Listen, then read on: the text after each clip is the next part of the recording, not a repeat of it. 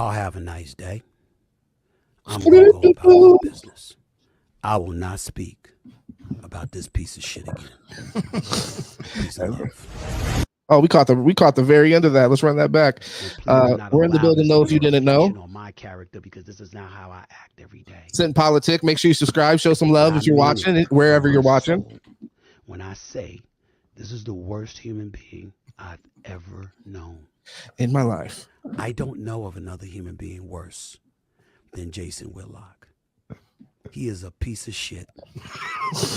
He's the dude that's gonna have a funeral and ain't gonna be no pallbearers. Might be 2 people to show up. He's that dude. He is the absolute worst. And he lies. And he incriminates. And he tries to set people up to fail, to big up himself because he can't do it on his own. He had a television show. He failed. He's had opportunities one time after another. He doesn't measure up. And now he's coming at the big dog. And let me tell you something right now. I am the big dog. I ain't the only one. That might be the old one. I ain't the only one. There's plenty. Skip Bayless, apologies to him too for bringing up Jason Whitlock's name in the same sentence. Mic check 212. Sit and Politic boys in the building. Okay, it's perfect. It will be a delay. The delay, as long as there's not a mouse delay, I'm talking about the sound, like what you're getting on your phone, there's always a delay there for lives. But make sure you subscribe, show some love. We're back in here again. It sounds like we're very clear. Sounds like everything's moving smoothly. If you were rocking with us before, I appreciate y'all for giving us the heads up that sound wasn't working so good. So we got that fixed. So we weren't going for like 2 hours straight pantomime show. That would have been nuts. Yeah. These guys would have been pretty upset. I would have been upset too, to be honest. But yeah, we're in here with Stephen A. Smith. Stephen A. Smith shitting down. Jason Whitlock's back. As he does, as everybody, like, obviously Jason was, he's an easy target. That's one of the issues I kind of had with it too. It is like when we were talking about before, Stephen A. responding is like, this is the lowest of the low bear. Whenever anybody talks about him, it's not with any reverence ever or any appreciation or respect. It's like what you said didn't even need to be said. That's how pretty much everybody treats them already. But but again, when you step in the batter's box, man, the pitch is coming. So it is what it is. I'm glad you said what you said earlier, but now it's a different analogy. Well, that's a true professional. Again, listen, he made it feel like my first time hearing that. And we can bring it back. If you want to get in the ring, you got to step down to your opponent and beat his ass. Stephen A. I like the sass. So why want to get in the ring? I guess that's my criticism. Is like, why even want to get in the ring with a fucking loser that you hate, that lies and has no, like, is nowhere in your stratosphere as far as like where you're at. We didn't continue the conversation, but we were talking about Stephen A. as like the GOAT in media or journalism, and the fact that he's punching down to Jason Whitlock, somebody that had his own show on FS1 that nobody watched. I don't know. Like, you know what I mean? That's where it's like, that's a fair statement. Yeah, okay. You lose me with that. Well, let's continue to any new viewers need to hear what Stephen A. has to say here. Everyone knows. All the executives at all the networks, they know what a piece of shit he is. They all hate you too. And they begged me not to do this. But even my pastor, A.R. Bernard, said, I'm not happy about it. But every now and then we got to do what we got to do. You got to regulate. I promise you, and last to my sister Carmen, I won't do this again. This has mainly become an apology to people in his life for the conversation he's having. I promise you. I know you cringing. You didn't want me to do this. The thumbnails are coming, brother. You and Jason Whitlock right next to each other. He's a sorry, fat piece of shit. No of the worst order. Has anybody ever came at Jason Whitlock and not called him like fucking fat and sloppy? Only thing he can tell me about his snacks. Yeah. Like, damn, he just knows that's coming. Whenever he's like, all right, I'm about to get in a little bit of a feud. Get ready. To where it might be lazy at this point. Well, yeah, I mean, all of this is lazy, really, in my opinion. Like I said, if we some of the conversation we lost on the last one, but it's like, yeah, if you're gonna like used to step into the ring with Jason Whitlock, it's like there's just no reason for Stephen A. to do that. If you are gonna address it, then you should address it with the kind of energy which is consistent with the rest of your brand, which is that you would be above Jason Whitlock in any real capacity. And the only reason he could get you to respond is to be flagrant and disrespectful. But before, he called him out on different things.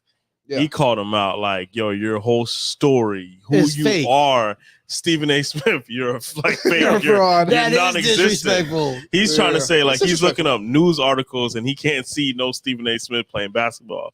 Like he just making shit up. Like you never played ball.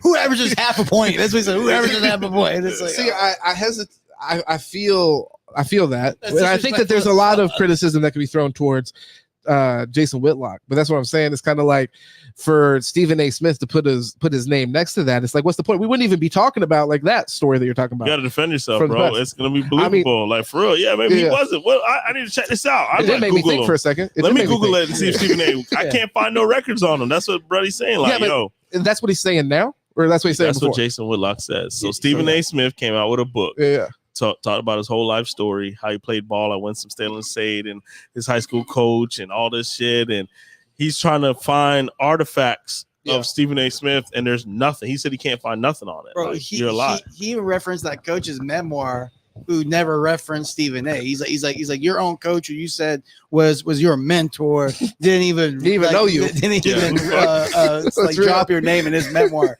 And it's like, damn, bro. So as far as I'm concerned, he went as disrespectful as you could possibly go. And then disrespectful. And then Stephen A. is like, listen here, you fat motherfucker. I hate you. Which is low. It's You're a low blow. Yeah. But nobody likes you. Fuck you, bitch.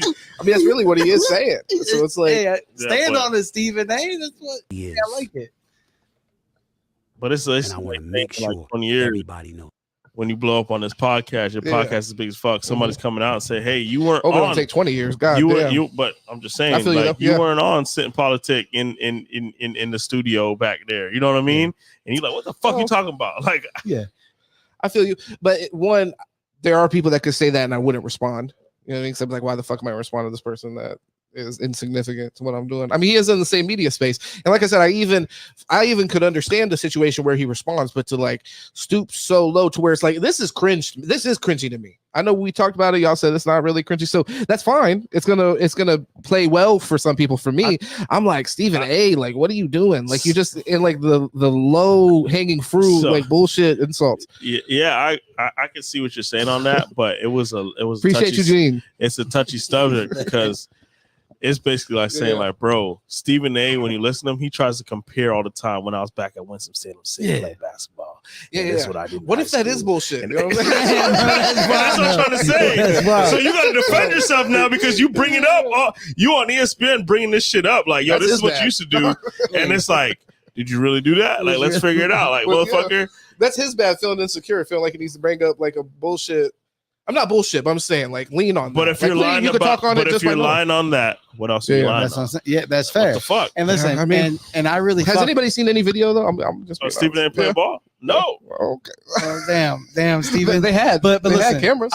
I fuck with the old school rap style beef over here with journalists. It's like journalists beefing for real. I like it. Yeah. Well, we talked, and one thing that we talked about along with this. Well, here, let's play just a little bit more, just so like I said, anybody in the audience that hasn't heard it, I want them to know the disrespect that we're talking about, the levels. And I said to Isaiah Thomas, and I said to Dan Le Batard, he talked to everybody in his life about this shit. If you care anything about our friendship, this is personal, man. It's personal. Call me about him again. If y'all ever called me and talked to me with this tone, I'd hang up. I swear to God, hang up, like that, like a pause in between every single word you're saying. I'm like, bro, you're taking this. Like, you're not my dad. You're not Dr. Evil, bitch. What the fuck are you even talking to me like that for? Oh my God. I'm a very forgiving person. Because you're trying to act calm. That's really what you're doing. That's like the fake. I'm calm right now, but I will spaz out about this. I don't care what beef I had. I don't care how many of you out there that hate me, whatever, former athletes, all this stuff. Man, please, I'm sorry. Because I certainly don't hate y'all. We might have our differences from time to time, but ain't never that. This is the exception. I hate this bastard. Not even. far more than a little bit. It can't just be that. I mean, what you said was flagrant, but it can't just be that. It's that. He wrote a fucking book about his life story. Poured hours into it. Man did something he never did before. He said none of this shit is real. That's what he's trying to say. Like, all this shit is made up. Dog. He read it and fact checked. I don't know why we're mad at Jason Whitlock for fact checking. And then calls you Kevin Hart. Yeah, you're Kevin Hart. You're a plant, bitch. You can't find nothing, dog. Kevin Hart slander is just too much. It's wild to me. He's like, leave him it. alone. Man, he grinded, bro. Yeah. Remember his little ass on Scary Movie jumping around? Bro, he was the greatest. I don't think he's that funny, dog. I don't think. Listen, but that's a fine opinion. But he is so many people, so you got to respect that he is a great comedian, whether it's for you or not. No. I'm not knocking I'm not knocking what's coming to him in Shine, but I'm just saying, like, when people try to compare him, he's not even top 5. Is that turned down all the way? I just want to make sure we're not echoing on your phone. Yeah, I'm turned down. He's not even top 5. Well, I mean, but so some of like the criticism of like him not being funny and things like that. The reason I take an issue with that is it may not be funny now. I'm not saying like he's like an all-time act where it's like there's still old Dave Chappelle shit and stuff like that I can go back and listen to. It's like this is hilarious. My issue is that he had plenty of fucking what would you call it, jokes that people were screaming in high school. That's when he was really popping. I was in like high school at that time, and people were like imitating his shit. You know, you're gonna learn today, say it with your chest, all that shit. He was permeating culture in a way that we don't see a lot of comedians do. That's true. Like, that's facts. So I think when we kind of like he is getting his shine, and it's well earned for real. You know what I mean? Like he really did make an impact. He did have the, unless I'm sorry to say, he did have the Chappelle like level of impact. Like you said, it is all culture reference for high school. Yeah, but what they're trying to really was. But what they're what they're trying to say is with him, like, hey, I get all that, but one, they're trying to say he doesn't write his jokes, and the second thing is, how did he get that stage to do that? Because a lot of these comedians been putting in that work doesn't get what he got. He just came on the scene all of a sudden someday. Yeah, but that happens with he's on this, he's on that, he's on this, he's on that. That happens to every flat out said how he would grind, but then he was knocking on doors. He was doing what he had to do to put himself in front of people. I don't want to know. Was a door-to-door comedian? Did he knock on Diddy's door? Because that's what Cat Williams. You knock on my door and say you want to tell me some jokes. You're shot. I don't know. That's what Cat Williams is trying to say. He knocked on Diddy's door. That's what he's trying to say. Hey, well, look, if that was his move and it worked out for him, how are we mad at it? That's my thing. And we've seen the work, and we've seen how it actually impacted culture. Go ahead. Yeah. No, and like how quick he is with his shit.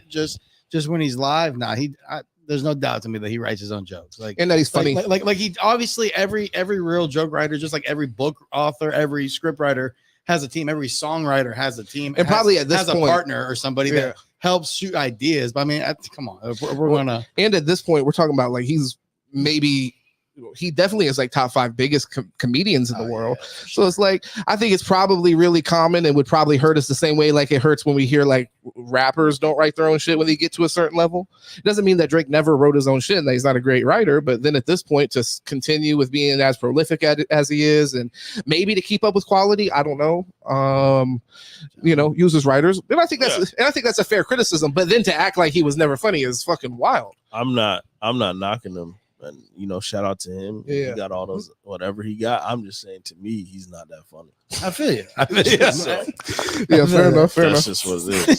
Yeah, damn. All right. He's not that funny. I guess that's fine. He never made you laugh. I don't smile when he talks. Like, I never said it with my chest ever. That was dumb. I've never watched a Cold Tub episode. That shit's horrible. I don't know if I'm as big of a fan as you. I don't know if I think I've watched like 2. I don't know if I checked in on Cold Plunge or whatever the fuck you were just talking about. Bro, if you have certain people you like on there, let's see what he likes to say. Let's see what he acts like when he's cold. Okay, sure. Oh God! All right, Stephen A. Look, bring us home, baby. Go ahead and shit on this guy just a little bit more. Wrap your arms around yourself to protect yourself if he walks in the room. He is king. Oh shit! He is a devil. The worst. Emphasis. This is my thing. If you're going to act like this, you got to say what the fuck he really did. Yeah. You know what did he do to you? You called him the devil. You called him Cain. That's crazy. Who did he touch? What did he Maybe take? one day we'll find out, man. Maybe one day. One day with Jason Whitlock's exposed. Oh God. Yeah, we'll see. It sounds like Stephen A's next book might be about. Y'all have a nice day. God bless. I'm gonna go about my business. I will not speak about this piece of shit again. There you go. End the conversation. Love. Bro, he called somebody right after and told him everything he just said. Spoke about him immediately. He talked about him right away. First thing he did was talk about that man. Well, and like after a response like this, I don't see how there's any way that you're not going to some way or form.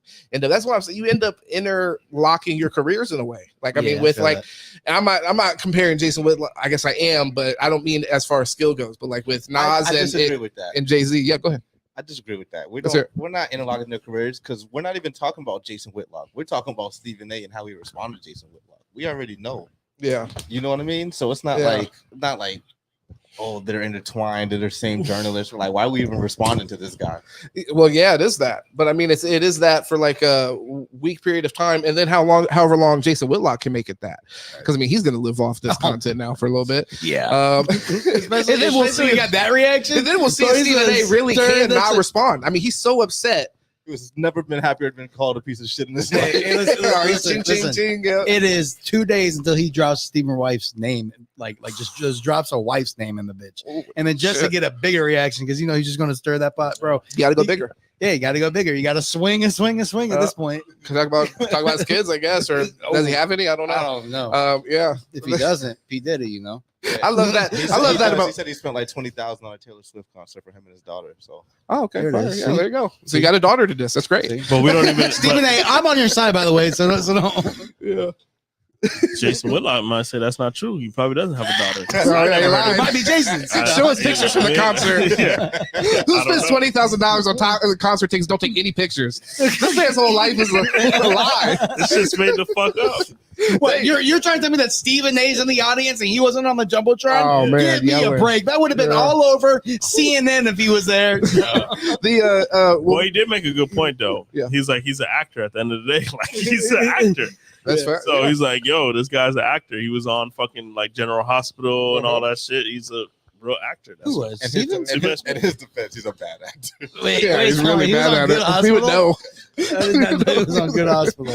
That's why winning no Oscars. Bro. I think like with this though, we talked about the connection between him, now Shannon Sharpe, and I would throw Skip Bayless. I mean, we're talking about we talked about greatest journalists of all time, but why I pushed back on that when we were off camera was like, I don't know that we are really invested in sports journalism to really be able to point out who is the best sports journalist. I mean, there's some people that really did some amazing work, like uncovering the Olympic the Olympic cheating scandal with what the fuck, homeboy's name, or not the Olympic, the bike racing with Lance Armstrong. Yeah. Hey man, the man had a shit like that. I don't know who broke that story. Can we relax? I don't know who broke that story, but it's like these are amazing stories. I don't know that Stephen A. is really getting in there and doing that. I think we're more talking about like sports personalities, like right now that we're seeing in our faces. Pull up. Yeah.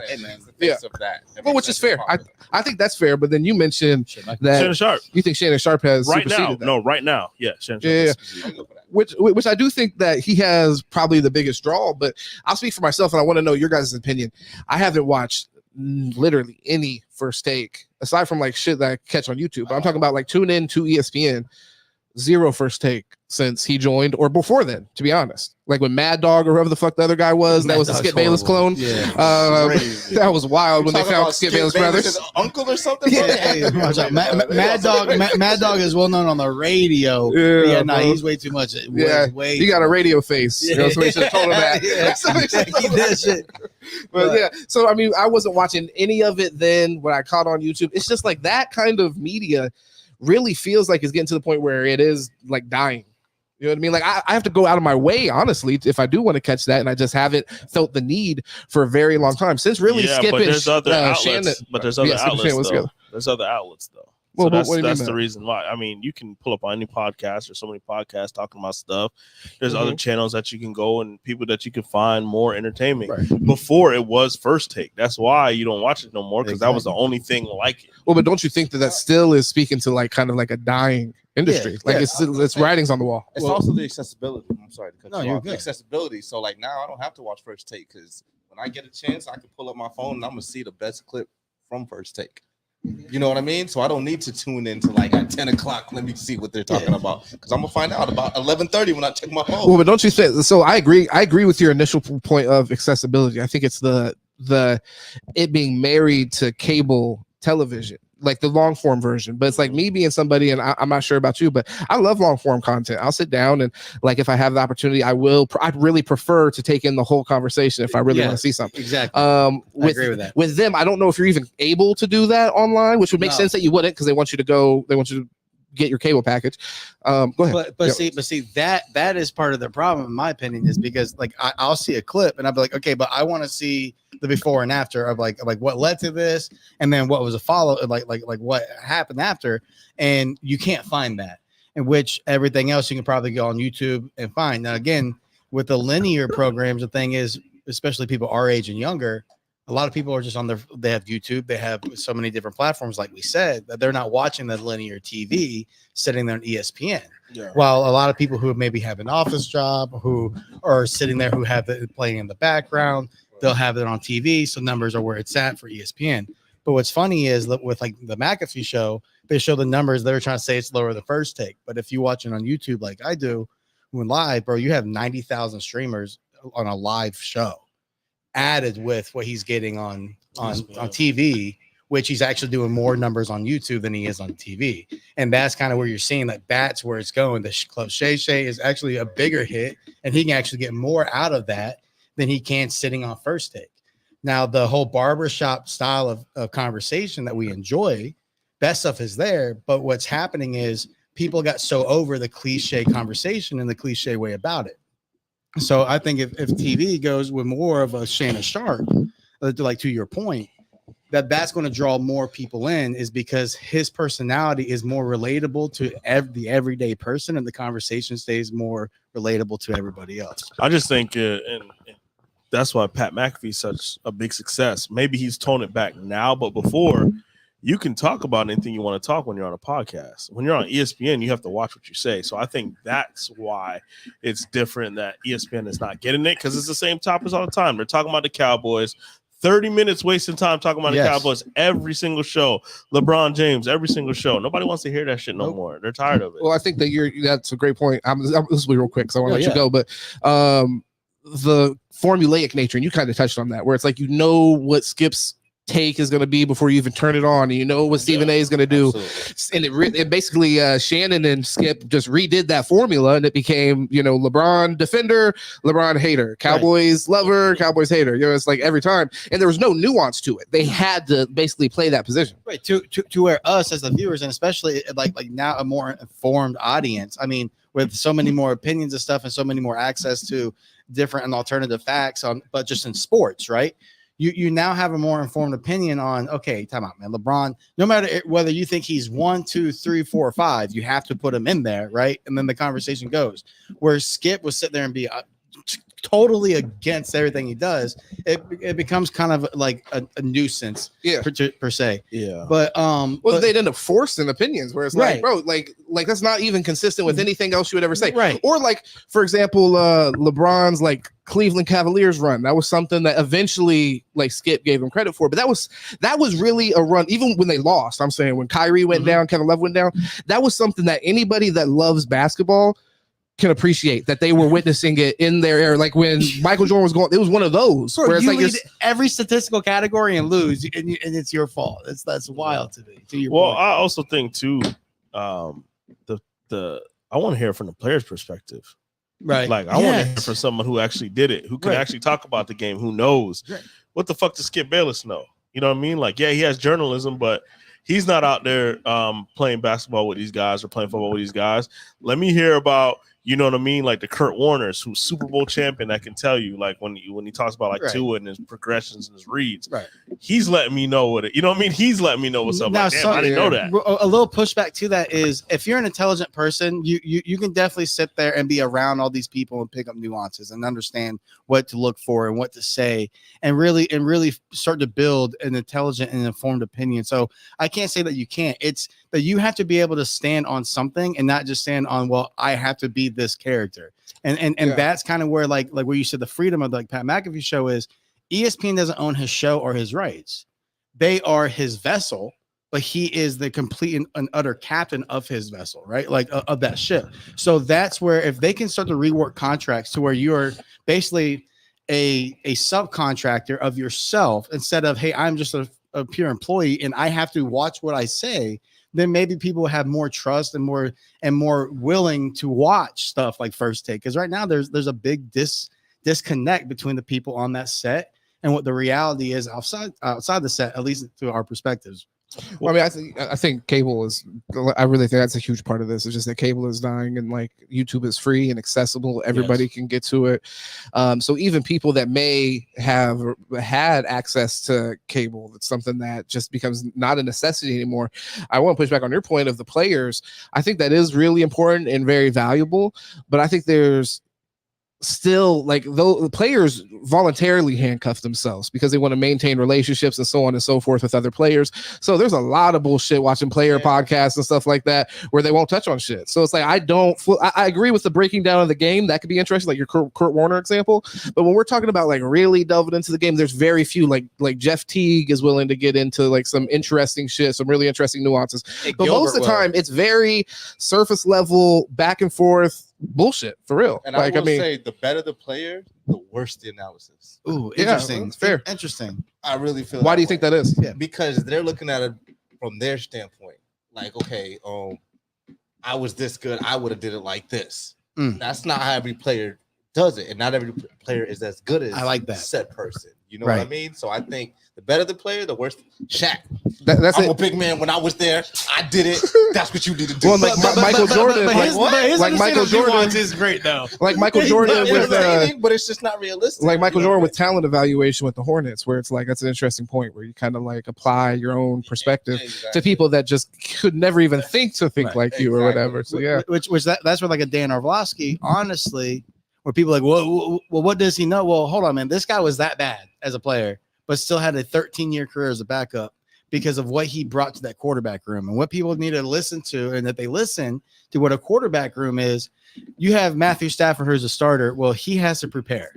Well, in order to prepare fully, your backups and the people in that room have to prepare for you as well. Start doing all the breakdown of the films and nuances, breakdown of the practice film and what you're not seeing, and just to offer another opinion to help the team operate better. So as much information as Dan Orlovsky has gained from the quarterback rooms, he's been with Peyton and with, I think, Luck. I forget which one he was in Indy, but with Matthew Stafford as quarterback coaches, dude, that's invaluable. So to sit there and act like he doesn't know, again, the guy was a very talented quarterback, but lasted longer than majority players do in the NFL for a goddamn reason. I fuck with Dan though. Yeah, sometimes just like being easy to get along with too could go a long way. You know, that is true. I don't know if y'all saw, man. He's keeping First Take alive. Y'all seen these breakdowns? Who you talking about? Dano? Right. Oh, okay. Because he's not lazy. Yeah, because it's legit, and that's football nuance that people need to listen to. Yeah, Orlovsky's having a second wind in his career. Is that what I'm hearing? Dano, some people are good down, man. Some people, I mean, he intervied for an OC position last year. Oh, that's nice. Yeah, he interviewed for an OC position last year. So I mean, he knows the stuff. He knows what he's talking about. And the same thing with Ryan Clark. When Ryan Clark and Dano go on there, dog, when they break shit down, it's football. Which Ryan Clark is an undersized safety who wasn't a 4-3 guy who had to, sit there and play off instincts and IQ and sit there and play real football instead of just going off, like you said, just being the most talented guy. So, well, I want to bring it back because just so we can move on to because we got a lot of playoff conversation to have. But I want to ask you guys. So we were talking about GOATs, and I know you conceded. You're like, I'll give it to Shannon right now for like greatest of all, like right now. Right now, he's running it right now. He's the biggest. And that's what you're saying. You're not saying of all time. You're just saying right now. Right now. My question is, where does Skip Bayless fall in this? Because we're not even talking about him. At the moment, the bigger conversation, greatest of all time, which it sounds like you definitely would say Stephen A, and then you said you wouldn't give it to Shannon, so I'm assuming you maybe are giving it to Stephen A, or maybe you're giving it to Skip. I'm just wondering where in this era of sports debates on TV, I don't see how it can't be Stephen A. Okay, well, see, I don't see how it can't be Skip. Sports debate, personally. Like, because if we were to put a face to who really revolutionized it and changed sport, and that may not be true because like cold pizza and stuff like that. First about who did it right. Yeah, no, but right. And remember, Stephen A used to be just a guest, bro. What it is right now? So he took his show. Stephen A was a guest on the cold pizza coming in, and he was killing it so much that he took over. They went to First Take. Now First Take is his. Well, no, First Take. No, but he didn't take over First Take like that because it was cold pizza. Then Skip Bayless took over First Take and wanted Stephen A. But it was Skip Bayless for a minute, and he had all kinds. And it did eventually. You're right, but I'm saying he didn't have Stephen A. Yes. He didn't have Stephen A. when First Take first started, and First Take was still wild. So Jalen Rose came on there, had iconic moments. He kicked him off of but who yes, sir, never to come back again. Who watched First Take? Who watched anything with Skip for Skip? It was always. I mean, I watched it with Stephen A. And I watched First Take when it was Skip. So to see him get shit on a little bit. I mean. To see him lose, he was like Floyd Mayweather, where it's like I want to see people come on and make him look crazy. To his point earlier, if Stephen A. is the Brady, and we're looking for who the Mahomes is, like I said, you have to go no further than the guy. Y'all are chipping. Y'all are talking down on Skip right now. It's kind of crazy. No, I'm not giving. I'm not giving. Skip. Well, just because I want to say how it looks now, Stephen A. hasn't evolved, and nobody would say that he's evolved the formula of what the sports talk like. He's doing the exact same thing he was doing with Skip Bayless. With Skip Bayless, the problem is, I'm gonna tell you the problem with Skip Bayless, man. Sure. His takes were too wild. They're unbelievable. Yes. At some point, it's like, okay, bro, we don't even believe you anymore. He went away from being the journalist that he was because he was a great journalist, and especially when he covered teams. Like, he was great at what he did. And then it went way too bro, give me a fucking break. Like, no. LeBron scored 80 and he still sucks? Like, what do you mean? Just for example. Like, you know he made the wrong move. He should have done more. He should have spun to his left. Come on, bro. Put it through his legs. Well, he should have. There was 3 people on him. He should have took the shot. He's a coward. Yeah. Bro. He goes 38, 14, and 14. Well, he did miss 4 free throws, and it's like, all right, exactly. Yeah. So there was a point in time where we're like, man, the thing that we love about Skip Bayless is even though he's talking crazy, we feel like he believes what he's talking. So you want the genuine of it. You know what I mean? Oh yeah. But that's eventually you're like, come on, bro. I feel you. There's no way you. Really I feel like he wasn't likable, and he was meant for people to come on there, and like I said, people come on, experts to come on, and just shit on, and that's what happened, and it was a great show. And I think from Cold Pizza, from like a panel kind of discussion, like kind of like what we're doing, was a little bit more like Cold Pizza. He went on to where it was literal like one-on-one debate style. Like it wasn't even conversations like, yo, we are versus against each other, and that evolved really. Morning or whatever sports talk, and then from there, like I said, from what he did with Shannon was the same shit. Nobody has evolved it. I'm waiting for somebody to turn around and evolve it to whatever the next thing is. So go ahead and put him on Mount Rushmore. Go ahead, but definitely Mount Rushmore. But when we're just talking about, I feel like it's important. Now he's not there. Yeah, he's not. No, we're not talking about best right now. I'm saying bigger conversation, greatest of all time. I think that's where Skip is interesting because I think there is a lot of innovation that came from shows that he was involved in. And obviously the biggest one being First Take, which is probably the biggest sports talk show of all time. I mean, we probably say, sports talk show. Yeah, which is wild though, for real. Like it's like the First Take, so it's like Stephen A. is now. Mike in the morning was. Mike was legit. That shit was fire. Is not being first. Mike was fire. But if you want to talk about like trailblazing, that was kind of. Like that was radio just on TV. Yeah, it was radio. And it was wild though because like bro, nothing was better than waking up in the morning to Mike and Mike to me as growing up. But yeah, I don't know. That was fire. That era. That's why I was at Mike and Mike is something I thought about when I was thinking about this discussion and where I'm like, this is dead. Like this is dead. What people want to see now. Still going, bro. PTI still going. Pardon the interruption. Still going. The same 2 guys. But they're not fucking with people they're not fucking with Pat McAfee, who just has a bunch of people. Pat McAfee is. Listen, honest to God, when it's all said and done, like he's changed the game. I think the most. I think like he's brought it back to where again, man. This is the man who just today was talking about smoking marijuana on ESPN. He's at a party smoking weed, and it's like Disney, bro.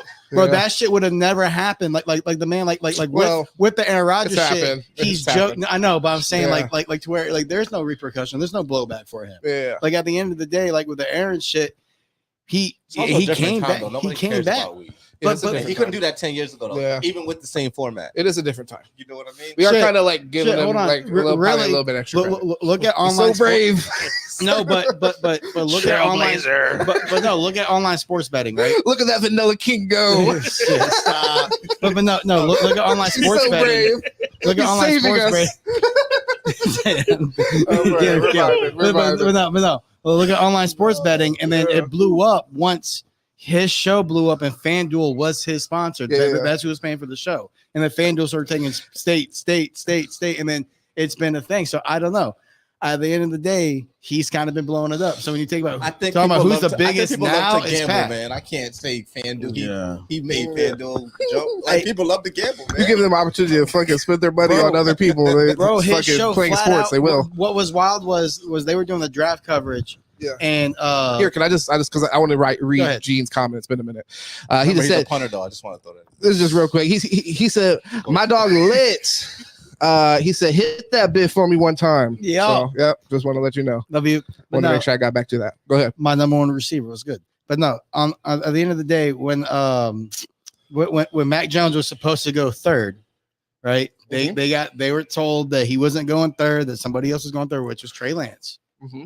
The odds changed immediately as soon as they announced it. The odds changed on FanDuel right away. Boom! Every sports book flipped away from Mac Jones. So I'm saying like the impact there for betting has been wild. Well, no. So I'm just saying the largest now. I would give it to Pat McAfee. Yeah, he's in the conversation. Oh, okay. Oh, shit! I didn't even expect him to be added to the conversation, but that is interesting. Man, he got his own show on ESPN. No, I'm not. They're different. It's different. Yeah, I'm not knocking. Listen, I'm not knocking Pat McAfee. The only thing I said is that hey, you're this guy, you're radical, you're out there doing all this. You brought Aaron Rodgers on, you supported, radical. You even oh my God, right after Martin Luther King, you really called this guy radical. Bro, he doesn't even speak about anything. He fights for our rights. He says nothing. You even Boston Connor's radical. No. Pat McAfee believes in equality. That's what they. I don't know, man. I know them guys, West Virginia guys, on the mountaintops, dog. He's from Pittsburgh. He's from Pittsburgh. Tank top wearing. When they said, what is that? Let a naysayer know. First thing he thought in his mind, dog. He was the first one to say, no. Because that was his favorite. Time out. Let's exposing him now. This is a conversation about. We got to expose it's him. It's like the South Park Jeopardy when it's N-I. Oh yeah. Naggers. Stop. Naggers or something like that. Oh my God, bro. He's really in real life. Yeah. He's really in real life doing that. But listen. At the end of the day, because that expression has been used before, we all know, and it's never been naysayer. Oh shit! I can tell Jay's fucking experience is not like valid. That's crazy. No, I'm just saying, like being in the locker room, like, come on, man, like obviously, especially him playing for West Virginia, especially at the time, they recruited a lot of Florida people. Shout out Divine. So shit, a lot. This man's Richie Incognito. Pat White. Fucking bully. Yeah, Richie Incognito. Man quit, bro. That's why he almost made him. Suicide. Yeah, bro. He was on the verge. Yeah, we're gonna talk about some real shit today. Man, we didn't want to get into the tunnels, but we're talking about fucking talking about for real though. Like, nah, Aaron was allowed to speak because he always said since day one, I watched it for over 4 years, and since day one, it said that it's a platform where he doesn't do politics. Listen, you say what you say. Okay, they have a disclaimer at the beginning of the show. What people say is what they say. It doesn't share the opinion of anybody else but them. Okay, and then he made a joke saying he's suspended because it's the end of the year. Aaron Rodgers was back. He comes on from time to time. Like Aaron Rodgers couldn't add anything of value to playoff football. I'm sure it's just that is wild. It's not that, what the dude. Fuck? Again, like when they called Aaron, when Aaron called in, the player the worst in now. Aaron called in after Belichick and just wanted to talk about Belichick. And the thing was, he's in the mountains. He said his phone barely works, and nice. He's just out there. So he called in. Like after the alleged suspension thing? Because it's always a joke. Because it is a joke. He says he doesn't suspend people. He's against that shit. Fucking political relations all over the place. It is what it is. People can spin it, and I get it. If you watch, you watch. Oh God! If you know, you know. All right. Well, some of us are casual viewers. That should be okay. That's important. If anybody here is a casual viewer, subscribe, show some love. That's valuable. But there's some shit that's gonna be taken out of context. Whoa! What was that? That might be true. We love everybody here. Like the whole Link situation. Okay. Like if you know where I stand, then you know. Okay. That's hilarious. But yeah, no. I mean, I think that. The GOAT conversation, bring him into it is interesting. It seems early, but what he is doing is unique, and I do think that he's kind of changing things from bringing something from an online platform to a network. That's a big shit. Like the NBA, man, generations. Who's the GOAT of each generation? Something like that, yeah. Because once you start talking about greatest of all time, then you got to talk about fucking guys scoring 100 points. It's like I don't even know how to even comprehend that though. Yeah, I don't know how to compliment that. We gotta ask Whitlock. Yeah, that's fucking Whitlock. How he feels about that? Did Wilt score 100? The world may never. Yeah, but back then he's playing against fucking plumbers. Bro, I can't get a tape of that. I got I'm out there in the court. Yeah, you feel me? He's fucking got plumbers, and he was like 7 foot for real. Like he was out in the paint. That's what JJ Redick said. And they got fucking plumbers, bro. They got footage of like World War II. That's what I'm trying to say. And I can't get a footage of a 100-point game. Yeah, they forgot to people scoring negative points. So I can't get a footage of 100. That's like that Epstein shit, man. They turned the cameras off. I don't know. For some reason, they're like, it's a killing. That might have been what happened. He was killing them, but some fucking racist back there was like, "Yo, turn the fucking cameras off." This will never be get out. Yeah, they're like, nobody's never gonna see this shit. And then some undercover dude just gave him a piece of paper. It's fucking FBI. I get that, but how much games was being filmed back then? Because maybe that was not the attention that they filmed games like that. So I get like World War II. If it happened that far back, it don't even mean nothing to me. It's my point. It's crazy though that they would just they were record dribbling some. with 2 hands. Walking that bitch. Yeah, I He was don't know. literally walking. Bro, I don't know though. They had no quad muscles, bro. They were just nothing out there, bro. Brother, it was a different challenge. Just trust me. You're calling your old fouls Blouses. And what? Again. Blouses. I don't know. I mean, I remember. See, Tommy, I can touch net. Yeah. Oh shit! And then here comes Wilt. When was the first? I wonder when the first dunk did happen. They had to call the foul on that shit. Be like, no fucking way. Yeah, like, you can't do that. Yeah, they're like, no fucking way. We're just putting it in the hoop. Time out. Yeah. Well, here, no, I can do it here so the audience can see it. Okay. Yeah, but nah. You can't sit up with the first dunk. It's gonna be, bro. What the fuck you mean? I can't figure that out. Because people gonna be like, I had a dude down in the neighborhood at the rec center who was doing fucking. Come on, bro. Back in. He put that shit between his legs. Hey, hey. Back on the fucking plantation, motherfucker just goes. Yeah, what did you say? That's a Pat McAfee. Yeah, what did you say? Stop out, bro. Time out. Come on, man. Chill out. So Pat McAfee shit right there. Do we have to go over my background again real quick? Yeah, they have a date.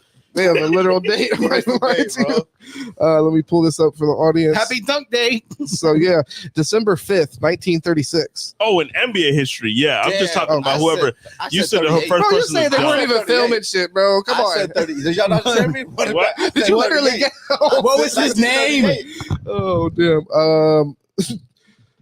Joe Fortenberry. Okay. 8-foot rim. Oh shit! Of the Harlem Globetrotters. There it is. All right. It was literally a trick. Watch this. Where's the trampoline? Yeah, you got up on the trampoline. That's a great point. Dunks were not officially counted as a statistic in the NBA until 1970. Oh, damn, that was fucked up. Yeah. No, this world's crazy, man. Whenever you look at anything, you realize how fucked up everything was. They weren't even counting. Like we found out they weren't counting sacks. Yeah. You didn't think that was a big deal. Fucking tackle for loss. Definitely weren't counting that. What the fuck? Yeah. So I was gonna avoid the football talk, man. Y'all okay? Oh man, yeah, we got to get on that. You're right. I mean, the way how this guy's going, dog, you don't want to. I don't know what's going on, bro.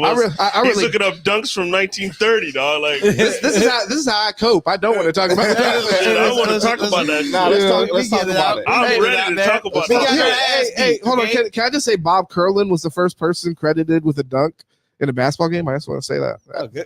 Hey, congratulations. Where's the clap button? Yeah. Fuck is Bob Curlin.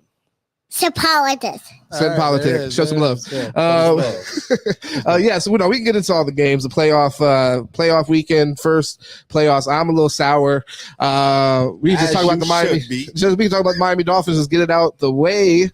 They lost. They got their asses stomped. 7 points to like 36. I don't even know, man. 26. 26. It could have been 36. All of you guys is what is the letter grade that we give the Dolphin season this year? C-. Wow. D. Yeah, I could go with D, but I'd go with C-. D. I really feel like it could be an F, but I feel like we learned some things. We learned some things. Wow. Well, it's based Keep off in mind, it was 11-5. What, 11-5? It's based but statistically though, like we got when you look at the statistics too. I mean, you got Tyreek Hill. You don't know how to answer that. You got Moisture scoring 19 rushing touchdowns, bro. Like that's fucking great. That's numbers, bro. That's crazy. Well, and those are some good letter grades. And some of, by the way, a D, like some of this is not their fault. Like, I mean, some of the injuries that happen, I'm not necessarily saying that's their fault, but based off our expectations for the season, yeah, I think that a D is fair. We expected to be a Super Bowl. I mean, I think everybody here that was a Dolphins fan said Super Bowl this year, and I was not saying like, what do you think we could do? It's like, who do you think's gonna be in the Super Bowl this year? At some point, I think we all said the Miami Dolphins. So how much does bias come into that? Oh, I don't think so. I mean, I don't think that much. I think we were legit. So outside of the Dolphins fan, nobody fucks us, bro. That's what I really. I really just figured that shit out. Like, man, they was up there. They was up there banging the table. Like I'm watching everything. I told you so. These motherfuckers are gonna fuck up. They're happy to see it. Let narratives be where narratives lay. It is what it is. The reason I asked that question though is because you guys haven't made the playoffs a ton, right? Yeah. Right. It seems like people would be happy for us. You made the playoffs last year. You got kicked out first round. There's nothing that suggests that we're going to the Super Bowl. I can understand. Oh, no, You know what I mean? No. I can suggest that, why we were a top 5 defense and a top 5 offense in the league, bro. 70 points on the Broncos. Did it look like Super Bowl? What the hell are we talking about right now? And when we played against the Ravens, we were playing for the number 1 seed in the AFC. This is at the end of the season. So I'm talking prior to the season. I'm talking prior to the season. He said at 1 point in the season. He didn't say prior. He said 1 point in the season. We were Super Bowl contenders. High expectations because Tua got hurt. That was the only reason we felt like we weren't contenders the year before. To the season, then. Yes. Oh yeah. He's talking prior to the season. Shit, we're talking about the whole way through damn near. Yeah, but to me, there's nothing to suggest that Dolphins are going to the Super Bowl. Now you can say that. You can say that now.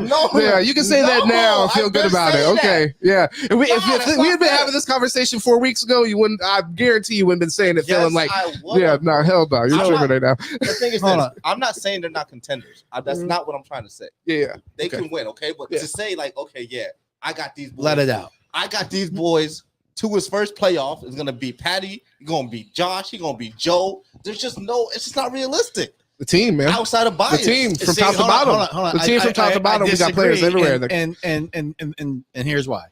Number 1 in passing yards, Dolphins, Tua. Number 1 in receiving yards, Tyreek. Number 1 in rushing touchdowns, tied. Right, but number 1, tied number 1 with Christian McCaffrey is Mostert.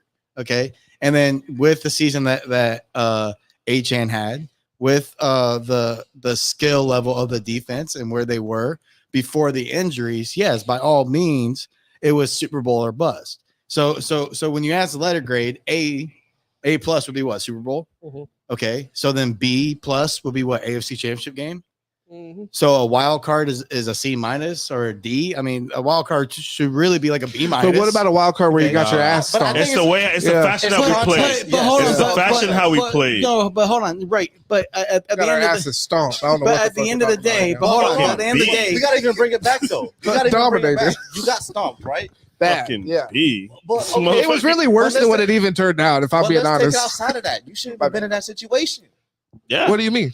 We should have beat the Titans. Oh, okay. I got you. 3 games in the division with 5 games to go?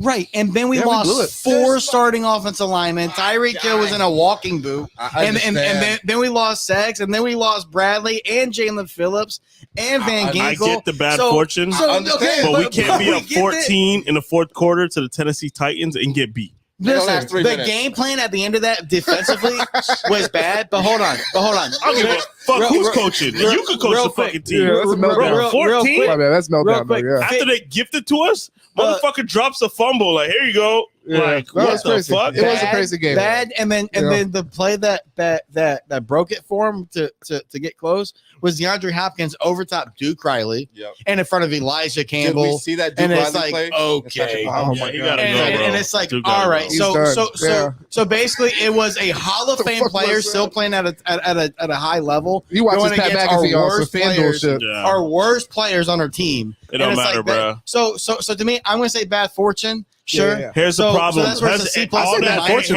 that is great. All that's fine and dandy. But here's the problem that the Dolphins have. Tua had an opportunity to correct that, and he failed. It's and on every loss. No, I get it. But if you got to be the dog, if you're going to lead us to the promised land, all the other quarterbacks are doing. I fucking watch Patty Mahomes go down 30 seconds. Aaron Rodgers, 45 seconds. Joe Burrow, give him a minute and 2.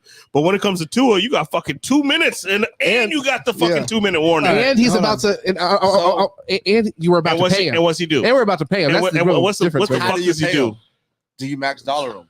Throws a pick or throw some wild shit. Like, come on, dog. If Tua comes to you and says, I need max dollar, what do you say? Get the fuck out of here. I hope Tua's not going to do that. My question is, what do you say? Get the fuck out of here. I don't know, man. We got to have a long, it was going to be negotiations. I'm going to have to try to beat him down for that. Then what? It ain't like you got. Then you come out and let the public know, especially me, say, hey, this motherfucker wants max dollars. And I'm going to say, yo, that's why you get rid of him. But if you can negotiate a contract. Well, all right. So this year, I mean, Correcto mundo. That's the hard part. This year against Dallas, he had a game-winning drive. Against the Chargers, he had a game-winning drive. So, I mean, I'm just going to put that there. But and what all was these that? losses, Week 1? Hold on. Chargers was what? Week 1? Yep. Week 1? Chargers, okay. Hold on. And then? Real quick, let me ask you a question. In each of those losses, who had a big drop? Who dropped a touchdown in each one of these big losses? Who had a fumble in each one of these big losses? Tyreek Hill, our big money guy. We're blaming Tyreek.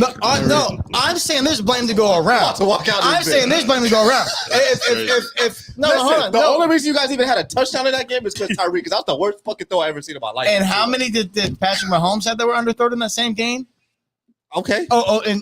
Fair enough. Okay. Fair enough. Okay. But so fair enough. All right. The conversation stopped there. How many did he have that were not underthrown? And how many did Tua overthrow? So again, the conversation. Come on, bro. They were both off. They were both on. They were both off and on. He couldn't even throw a swing pass, bro. They weren't even kicking the ball off. He couldn't even throw a swing pass. What are we talking about, bro? Patrick Mahomes looked. We had moisture on the fucking flat, and he couldn't even get there. Yes, he missed some throws, and then he hit some big throws. Which big throws? Tell me which big throws. There's a big throw on the out. There's big throw on the out. Again, Tyreek dropped one, but at the end of the day, my point is this. I've watched, if you want to talk about what quarterbacks have done, I've watched Jamar Chase come up big in big moments and catch balls and contested catch with contact. I've watched Nico Collins this year come up big in big games and not drop the ball. I've watched Mike Williams, Keenan Allen. I watched but you wouldn't say Tyreek. Okay, that's all. No, but what I'm saying is we always have the excuse for every player on our team besides Tua. The only person who has to be perfect on every throw is Tua. Real quick, hold on. Let me finish. Let me finish. Let me finish. Stop. Let me finish. So look. He has to in under 2.5 seconds, because that's all he has to throw with his offensive line that was injured. He has to then get the ball to two guys who can't reach over 7 fucking feet tall, to get the ball over a 6'7" lineman, a 6'4" linebacker, and then drop it perfectly in the hole. If not, it's a bad fucking throw. Give him anyone that's over 6 foot and the ball's hitting them right in the fucking stride with the ball right here. So hold on. Before at the end of the day, can I ask you a question? Would you trade Tyreek Hill for somebody else? Like, I'm confused what you're trying to say. No. I'm just confused. Hold on. Wait. That's what I'm saying. Basically, what you're trying to say is keep Tua and get rid of Tyreek. That's all you're trying to say, because you named all these receivers and they were dropping too. Keenan Allen against the Dolphins, he was dropping too. Jamar Chase in big games drops too. Drops happen, bro. Prove my point. Drops happen. Prove my point. The Bucs dropped like 8 passes last night. Tua needs to step the shit up. I don't give a fuck if that's the problem of he's 6, whatever the fucking case mechanic can be. Then we need to go out and get somebody who can do that shit. That's what it boils down to. What I'm saying, this is what you're given. This is what you're given. Now go out and deal with it. Everybody has those things. We can make all those things for any other quarterback or any other team. Right. This is what we had. This is what Chris Greer picked. This is what Mike McDaniel picked. Right. Deal with it, bro. Right. Go out there and give us a fucking win. Right. So now to piggyback off that and to prove my point, the same way you're reacting is the same way I'm saying that you guys are with fucking Tua. It's shut the fuck up. The guy led the league in passing. The guy's top 5 in every inflated, bro. It's not inflated. The guy's led the league in passing. Inflated. The guy led the league in passing. Okay. The guy's top 5 in top 5 in every statistical category, and you're fucking bitching because of a few missed throws. And he's doing the same thing that we're doing right now. So what I'm saying is, where was this shit in Kansas City? Hold on. If you want, these throws, you know what I want him to be statistically? I want him to be number 1 in fucking third down. I want him to be number 1 last year. Then, I want him to be number 1. Was that him last year? The game's on the line. Like, fuck all this other bullshit. He could throw for 1,000 yards. Get me what I need. Right. Josh Allen. Right. Let me ask you a Give them question. what they need. Josh Allen, he turns the ball over more than anybody. What are you talking about? If he was on a Dolphins team right now, we'd be in the Super Bowl. His defense has saved him more than anything in the rest. If he was on the Dolphins right now, we'd be in the Super Bowl. No, he wouldn't. He What wouldn't about get last the night? fucking On the ball Dolphins off. right What now. about last night though? He wouldn't get the ball off. I understand. Last night, another big played fucking great. flag, right? He played great. Bullshit. But no, Bro. yeah, that's fine. He did play great though. Yeah, he played great. Let me ask you a question. I Yeah, just have one question. Do you have full confidence next year that Tua can lead you to a Super Bowl? Yes, 100%. We would have this year if our team wouldn't have gotten depleted. If we would have had 3 injuries, Son, that would have been different. I mean, injuries but are big. my I'm not God. gonna Bro, Liam Eichenberg, are you serious? I'm not fucking with that whole. Hold on. I'm Have not you played fucking with quarterback? that. Have I'm you not played fucking- quarterback? I haven't played quarterback, but I have played receiver. I play offense. So have you ever sat there in a pocket where your center, the moment you get the Bro. snap, is blocked into your hip? Bro, Give me the fucking break. that happens on every team. That can, we could go That's down Liam to. We can, Eichenberg. we can, That's hey, what listen, I'm happens, not dude. defending it. I'm a Dolphin That's fan. the worst. I'm a Dolphin fan, so I know about all our injuries. I know about Eichenberg being fucking horrible and moving Okay. and moving. But here's the thing: at the end of the day, you go out there and you have to perform, and that's what he has to do. So we can blame it on. Went to a Super Bowl so with we missing can- all of his offensive Huh? linemen. Patrick Mahomes went to a Super Bowl missing That's all of his Patrick offensive Mahomes. Fucking Okay. Joe That's my Burrow. point, Joe though. Burrow was got sacked the most, and he went to the Super Bowl that year. And that offense line was ranked 18th in the league. And what was our offensive line? 32. Oh yeah. How you I get can see second that. in the league and you 18th in the league? Because you hold on to the ball. Yeah. Because you hold on to the ball looking for the big play, which he did, which he's cleaned up. But we're talking about that here. So with Joe Burrow, we don't So even really at the end of the day, you have a quarterback who has performed, and you're like, all right, well, there's a few bad games, so my God. And it's like, okay, so he's learning. He's 25, but all you've seen is improvement. So I'm giving you the same energy with Tyreek as Tua. They both need to step it up. They both need to improve. So I don't know if Tyreek. Well, it doesn't sound like you have said that about Tua, but he needs to improve. You've only been saying how great he's. What about the interceptions and fumbles and shit like that? No, I just said he has to improve. Well, that's the only time you said that. That's why I'm saying that's inconsistent with everything else you've said. You've only defended them. You haven't haven't conceded any points to them. I've given the same energy about Tyreek. I just flipped the energy. I know, yeah. So I'm just proving the point that hey, we can be irate about multiple players because at the end of the day, I'll take players. the drops though. I'll take the Yeah, drops. but nobody's thinking about. I'll take the drops. No, hold on. Nobody's thinking about getting rid of Tyreek though. It's not even. No, and no one's talking about getting rid of Tua. The GM and people coach are talking about that. Nobody that you think matters. they would say that? You think they would say that in public? You think they'd say that in They public? should be talking about it. Did you not watch that game? I'm asking. At the end of the day- You really think that the Dolphins are looking that. to move on from Tua? I don't know that, but you taking statements that they made immediately after the season that they would like a long-term deal, which is already the most vague thing ever. Because that doesn't say that you're gonna want to pay him anywhere near what he's gonna demand. That has no fucking bearing on that conversation. So you're making a very vague statement like, yeah, we'd like a long-term deal. If that's what you're putting in your fucking pocket and you're saying that's what it is, no, I don't think that's that. No. I'm not saying that they want to move on. I think it's negotiations, and I think that the number is going to be very pivotal when we come to the table as far as negotiations. If you're looking for Joe Burrow numbers, I don't know if he gets that. He's not setting the market, and if he's setting the market, the Dolphins are fucking. I'm taking crack. everything that they've done and said, every action, and saying that they're Tua's their long term. So deal with it. Though? Like, give me an example. Them and Mike McDaniel. But you're 100% comfortable with him being it. Like you don't need to see more. That's what I'm asking you. We need to see more from everyone. There's only one. Hold on. Yes, but there's only one quarterback who has consistently been in the Super Bowl or AFC Championship game. Right? Well, but Paul, you're acting like we're being unfair in a way that we're only criticizing Tua. But it's not. No. So what you said in that Kansas City game? What was your thoughts? No, I want to know what was your thoughts. Waddle. What are you talking about? So don't be so sensitive around the Tua situation. We're criticizing a lot of parts of the team. Watching that Kansas City game, what was your thought? Okay, hold on. What was your thought in There Kansas City game? 3 points thrown at me that I need to get to. One. Let's go. Yeah. One. No, because again, when it's brought up to Tyreek, we'll accept the drops. The drops are touchdowns, wide open slants, walking in the end zone against Baltimore in a pivotal moment. Mm-hmm. Kansas City and Germany, where we lost by a touchdown. He did it again in Philly. Yeah. He did it again in this game. The positives are more apparent. I think the positives are more apparent. And I get that. Yeah. And again, with Tua, the positives are more apparent. Him getting the ball off quickly. Yeah. What's not looked at is in our system with the current offensive line and what we were doing. He's throwing the ball before anyone is even up near the top of the route. You need the anticipation. You can only do that because you have Tyreek Hill. No, he was doing it with fucking River Craycraft as well. And how good were they? The average of everybody else on the team. River Craycraft had 5 catches. No, he had, bro. No, he had. I'm just being. I just went over this. He had like 17 targets, but Barrios. I don't even think he had 5 catches. It was like Barrios, Cedric Wilson. Like everybody was around like the same. It went Tyreek at like 171, Waddle at like 100 and something, and then everybody else was at like 43 to 32 targets. There's like 6-7 people. Yeah. But it was like they just rotated them in, but it's all on 3rd downs and 4th downs. He went to those guys too. Yeah. So I mean, at the end of the day, what we did was we had to get the ball out quickly because the offensive line got depleted and they can't fucking block. It's like, okay, so let's shore up the offensive line because like in this game, when he actually had the moment to answer your question with this game, when we actually ran drop back scheme and we actually played football.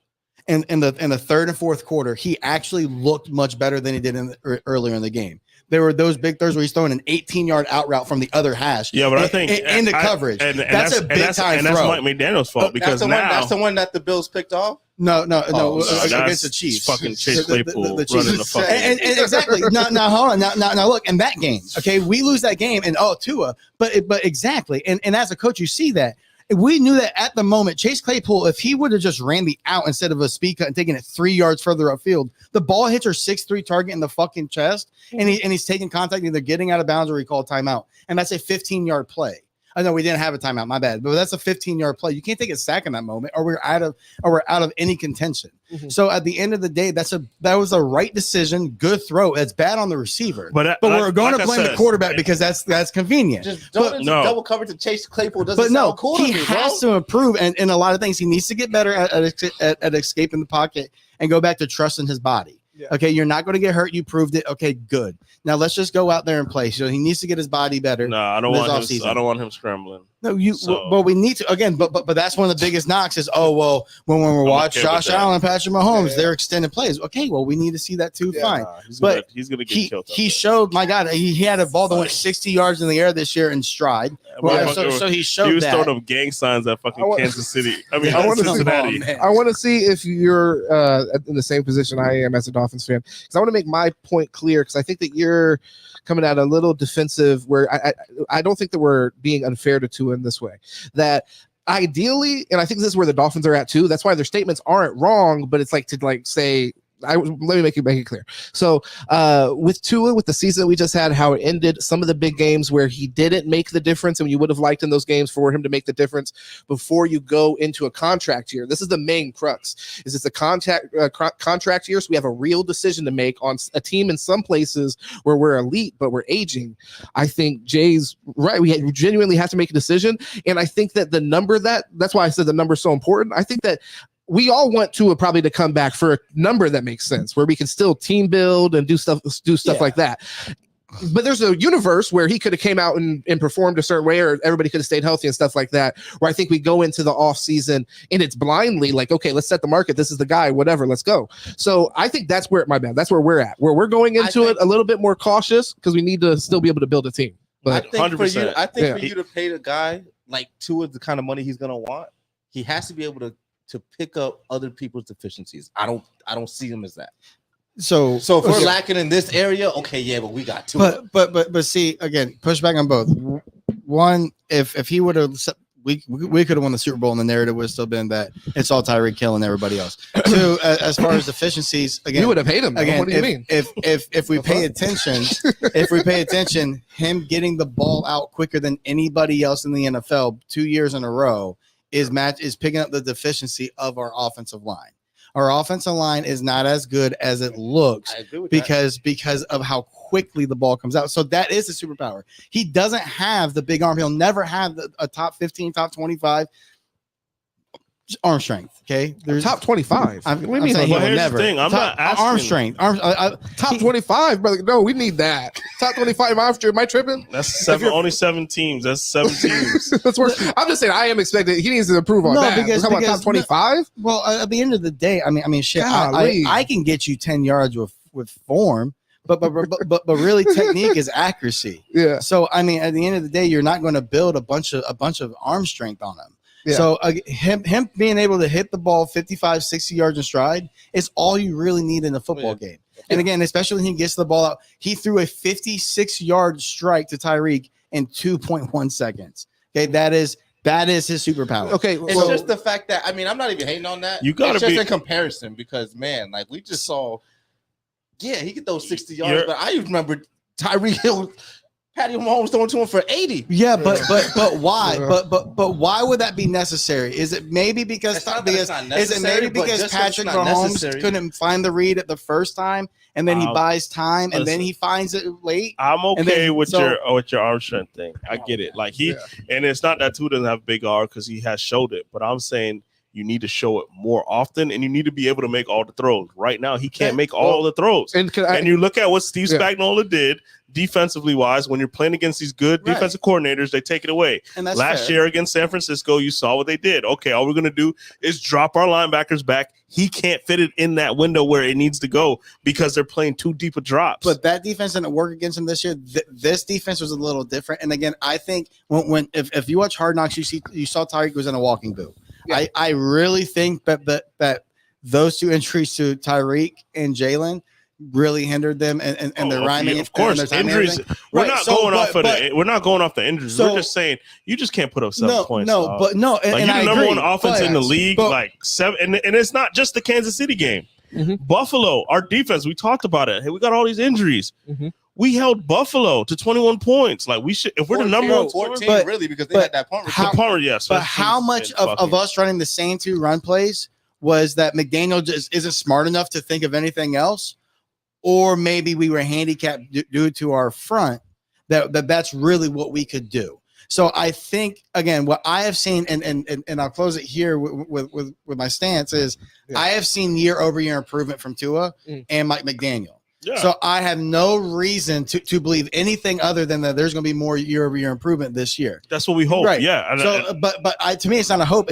I know I've seen it, and the work has been diligently there and proven. So then, what I think is if we are to get a number 3, whether it is a tight end that is more athletic or a true number 3, and we expand the offense that is above fucking 6'2", to where these passes that every other quarterback gets to throw, which is a 10-foot fucking strike to where his receiver can, or 9-foot strike where his receiver can at least put his hands up and make a galloping catch, that our guys that's an overthrow.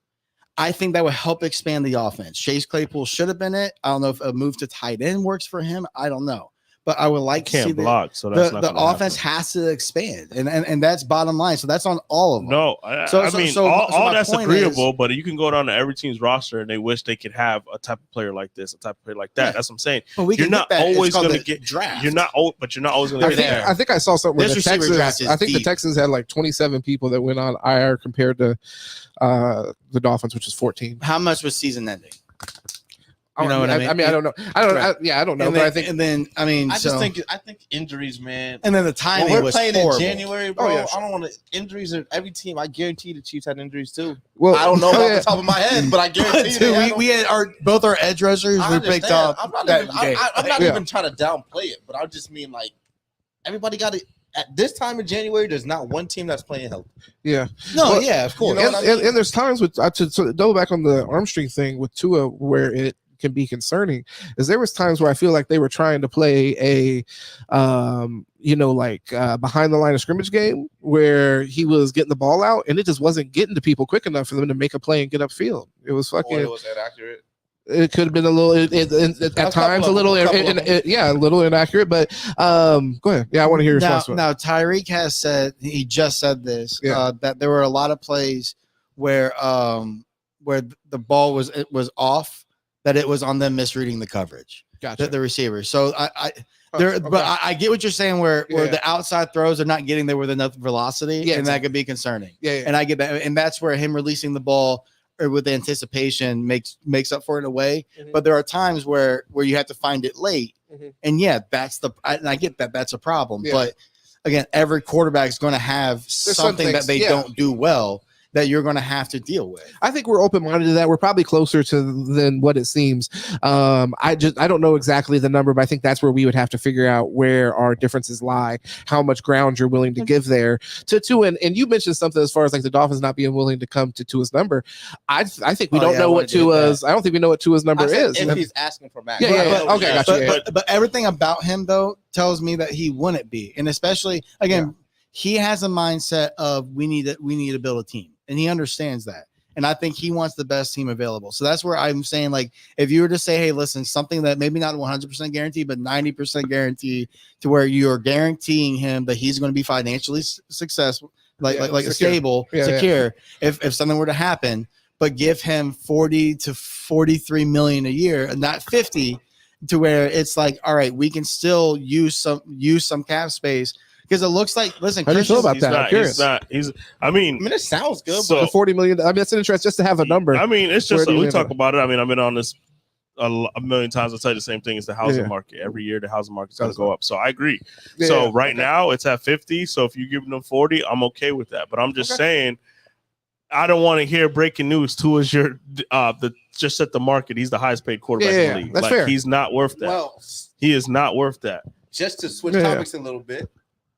Person who does want to be the highest paid is Dak Prescott. Real quick, I just want to be clear. If you're on Twitter, I just want to be clear real quick. Right now, I love Tyreek. I love everything he brought. It was just to say, hey, listen, if we're gonna be this crazy about one, I'm gonna be that crazy about the other. I just don't think we're being that crazy. You cannot compare a receiver to a quarterback. I will. Hey, let me ask you this: in a lot of these moments, like against the Bills, and the one where Tua rolls to his right, his offhand throws it to Tyreek in between three guys. Tyreek jumps up, drops the ball, and then hobbles off the field, and that's when Claypool comes in. That's Jamar Chase. What do you think happens on that play? Is it caught? Is that a bad ball? I can promise you Jamar Chase has dropped some too. But I'm trying to tell you, what about the plays that Tyreek's been open and he's been missed? You can't. But every quarterback has missed. Josh Allen missed the Stephon Diggs in that game on a game-winning drive. That's my point, though. So you can't blame Tyreek for saying he missed the catch. You see what I'm saying? But that's my point, is that quarterbacks are going to miss too. So we get so crazy. Yeah, but he misses often. He's 69%. He misses often. I mean, but we're in agreement. We're really in agreement on like what 69%. Because look at his throws. They're all high percentage, bro. They're not going far. They're not going. Bro. I mean, we can pull it up. Let's pull it up for the audience. His throws are not going far. That's just what it is. His throws are not going far. I mean, I don't know. I don't watch the Dolphins every week for air yards per attempt. But I do know during that playoff game, there was not even though the weather, there was not a lot of long passes on that one, though. And also, McDaniel said they were also playing a too high defense, and they were playing quarters man. So they were not letting us get behind them. It felt like to me, after you do that pick, McDaniel ain't trust him no more. I'm doing everything safe. That's what it felt like. As I'm watching the game. That's how I felt as well. That's a fair assumption. Yeah, that's how I felt as well. I don't know. I mean, for us to go on fourth down, go for it on fourth down as much as we do, he has a lot of trust on his quarterback, and we throw the ball that much on fourth down. You have to trust your quarterback. But in that game, I think it was pretty apparent. Like even the plays that he was choosing to run, that was the main thing for me. The biggest thing in that though, you can't get any traction on ice. So that was the biggest thing. Like they're jamming you. You're trying to get off. You're gonna slip. You're losing. Receivers is if that's on grass, it's different. They took away what we're good at. But by the way, so I have this. Tua is ranked second, so he has 8.3 yards per air yards per attempt. Number one is Brock Purdy.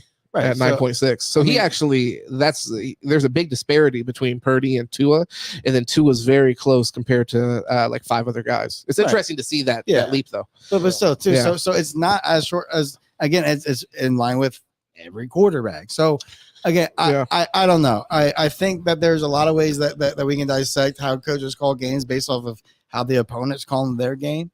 But I think that the proof has been in the pudding that we have trusted Tua in a lot of big moments to say I think he trusts his guy.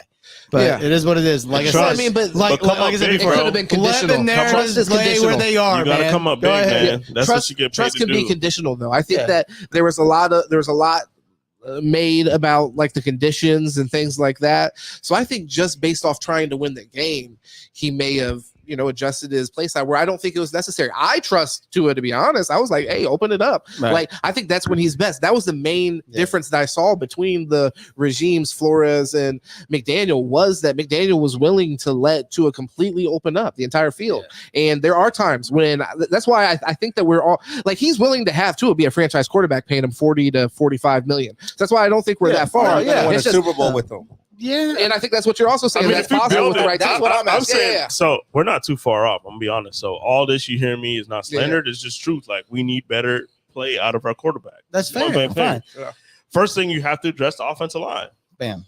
Give him 3 seconds. But here's the thing: it's not even about the passing game. We need to run the football. Yeah, simple as that. We need to get back. That's Mike McDaniel's DNA. We need to run the football. Yeah. We need to get a bruiser back. You know what I mean? Like, obviously, A-Chain and Henry Moisture on the market. I don't know if we can go that old. We got guys that are banged up already. More expensive. He's probably some money. He's old, but he's still balling. He got A-Chain and Moisture. You know what I mean? We need a bruiser back that you can line it up, go for it. I like Chris Brooks. I'll be honest. Chris Trevor Brooks Lawrence out of there. Chris Brooks might be old, but I'm Trevor Lawrence. You going home today? Chris Brooks looked good before he got hurt. But there are some good backs in the draft. But like, I'd like for us to see Xavier Worthy get picked up again. There's going to be this receiving draft is so deep at wide receiver. Well, we can't go with number one pick at wide receiver. No, I'm not. You don't have to go number one. There are so, again, the Colorado State receiver, he was maybe 12th in the country in yards. He's not going to put up a big 40, but that was the guy who gave Travis Hunter business. How big is Worthy? I want to say 6'1", 200, ain't he? I thought it was a little bit small, but the only reason why I'd be like, that's the guy who you don't want, because now you're getting another Tyreek Hill and then Jalen Waddle frame size. He's 6'1", 172 pounds. 6'1", 172. Then he plays bigger than that. So then he's really like, because they ain't gonna be talking about getting somebody where you can throw over for 10 feet. Yeah, he's about 6'1". But I agree. I want a guy who's strong at the catch. You need a guy who's strong at the catch. The whole. This means we're not keeping Waddle. No, right? no. Huh? You're not keeping Waddle. Yeah, he's going to be on his 5th-year option, but I'm not signing him. So again, the 5th year, and let's see what he does. But at the end of the year, he quietly had another 1,000-yard season. Yeah. So if he stays healthy and we are able to work him into the game plan more than just, which again, our offense line has to be able to let us get to that backside, then we'll see more. But every team now needs a third guy. But my biggest thing is that's why Tyreek Hill's so great. It's not like Tua doesn't want to go to Jalen Waddle. Tyreek Hill's just fucking open. He's open. So you have to. Why would you not? Why would you go anywhere else? He's open. So I'm okay with Tua giving the ball, because when you see force feeding him has been a problem to get that record. I think it's one of them things that he had. When you talk about trust, he knows like, hey, Reek is going to make that play. Yeah. So I know, like, hey, on this play right here, I'm looking Reek because he's going to make that big play that we need. So you don't view it as they did force feed him? Who, Tyreek? Yeah. No, I just think that, I mean, if you even watch Hard Knocks, Reek comes to him. Don't look nowhere else. I got it. And he got that first down against Dallas. Force feeding. I don't know. I mean, don't look anywhere else. Force feeding would be your head coach telling you, hey, that ball needs to go to number 10. Right. Okay. That's force feeding. Or we're designing plays for number 10. Which, again, hey, if that's the case, I'm force feeding. I'm designing plays for number 10. I just want to make a point real quick. This is interesting. He had the exact same amount of receptions as he did last year. I'd like to find the targets. Yeah, exact same. Wow. Did he miss games last year? Did he miss a game last year? I don't know. He didn't miss. No, he didn't. Tyreek didn't. But he was injured this year, man. He was hurt. He missed one this year. Oh, it was only one he missed? Yeah. But he's played hurt, and man, it was not the same. Again, that's a good point though. He's a very flat hand catcher, and it bothers me a lot as somebody who likes to throw. But Tua not having a lot of velocity really helps with that, because I mean it's not coming too fast. But we have two body catchers, man, at wide receiver. I know Tyreek doesn't like to hear body catching, but there's a lot that he does with that. And it's not the softest hands that are coming out. But yeah, he ain't perfect, but he's still better than he's 99.9 of them. 100%. I don't hate on Tyreek. I love Tyreek Hill. My God. I don't know. We're talking about, let's be honest about people needing an improvement. I even said it. That's why it's odd. He himself has you did attack him in response. He messed up this year. Yeah, I mean, receivers drop balls. He needs to do better. I'm not going to take that away. Like, he dropped some key passes in big moments, but like he MVS or Tony out here. He had one more target this year. That's interesting. Yeah. Wow. And it all came down to 171 targets compared to 170. We just got to start running the football again. I think you go with that first round pick. I think you go tackle.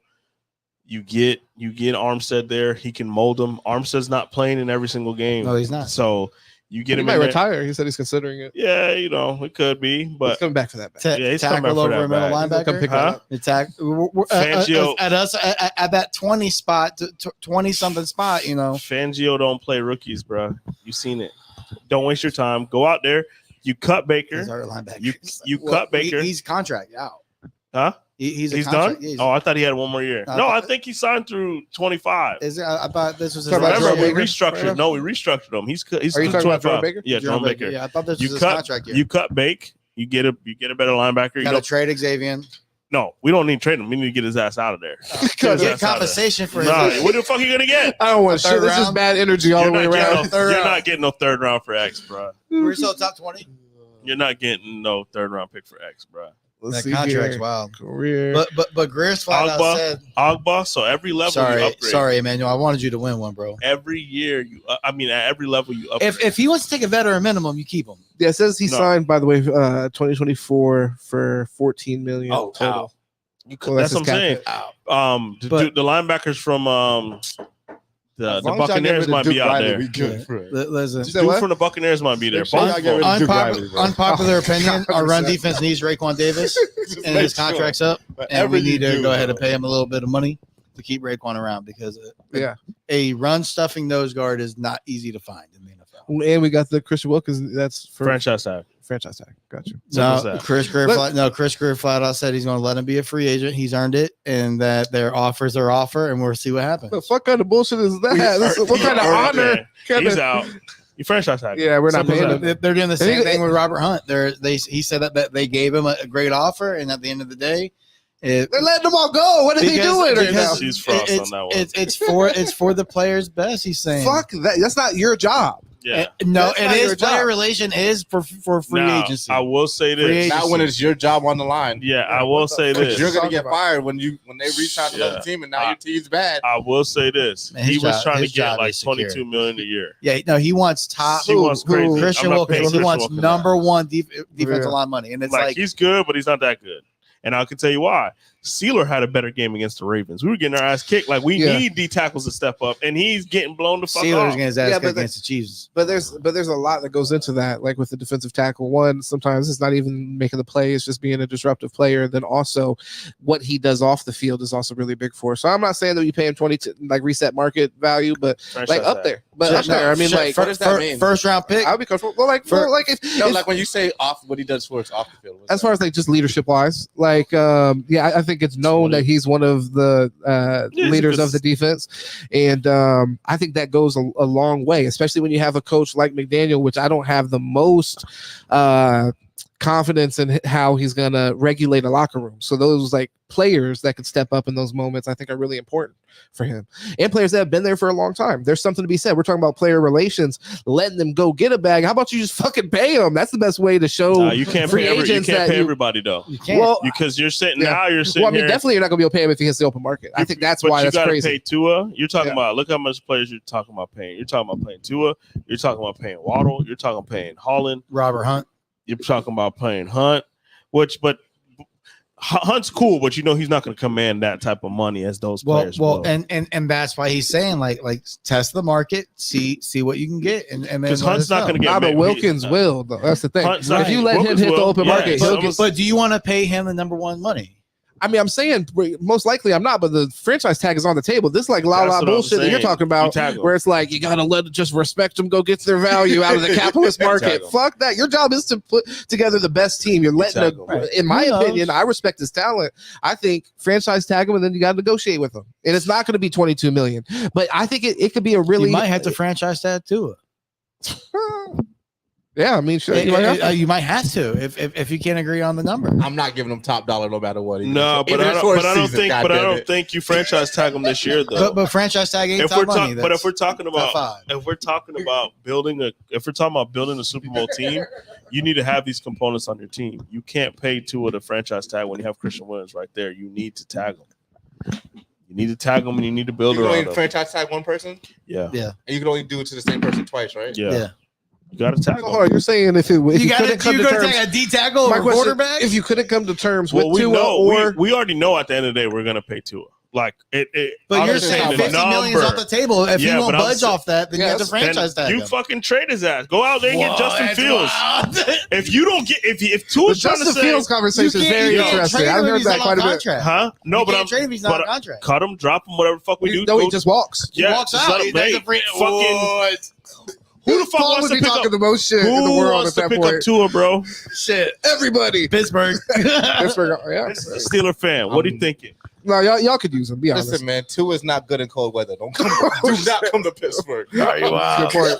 That's a good point. That's a good point. Do not come to Pittsburgh, bro. All our games are like that. That's true. Minnesota. Put him in Minnesota. Mike McDaniel. It's in a dome. Be behind in that, bro. Y'all are gonna be like, we need a wild card game. Like we need an away game in the wild card. Mike McDaniel saved that man's career, bro. That's just what it is. He's flourishing in this offense. He is flourishing. He needs to stay with Mike McDaniel at all costs because in that interview process, the reason why McDaniel got the job because he was the only person to say, "Hey, I want him as my." Which is where it shows you where the front office is. That's what I'm saying. Like he's our guy no matter what. But not for that money. What. Nah, bro. No matter. I don't think no matter what it is. Bro. I don't believe in that. Money changes things. Man. Yo, it sure does. I think it's especially when I've seen the results. Exactly. Paul, so if he comes in there and he demands top dollar, he wants to reset the market, would you make that decision? Because you're on the opposite side where you feel a little bit more confident. So I would franchise tag him. So you wouldn't pay him though. The point I'm trying to make to you, bro. I don't believe you could pay him theoretically. To my honest opinion, I don't believe in paying anybody that much money because you hinder your team. If Tom Brady didn't fucking do it, then you don't need to fucking do it. Take the lesson learned, build an offensive line, and then you can win with majority of your quarterbacks. Yeah, I think it's that simple. But that's not how it works. So I'm just saying. At the end of the day, so you said you had my philosophy. That's mine. So you franchise tag him. Let me have it. So you franchise tag him. He goes out there and plays. So you franchise tag him again.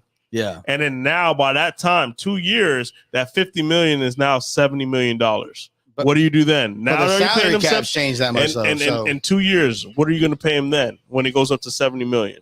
You're going to pay him. Kirk Cousins dilemma. Has he won a Super Bowl yet? No. I don't know. I can't answer that.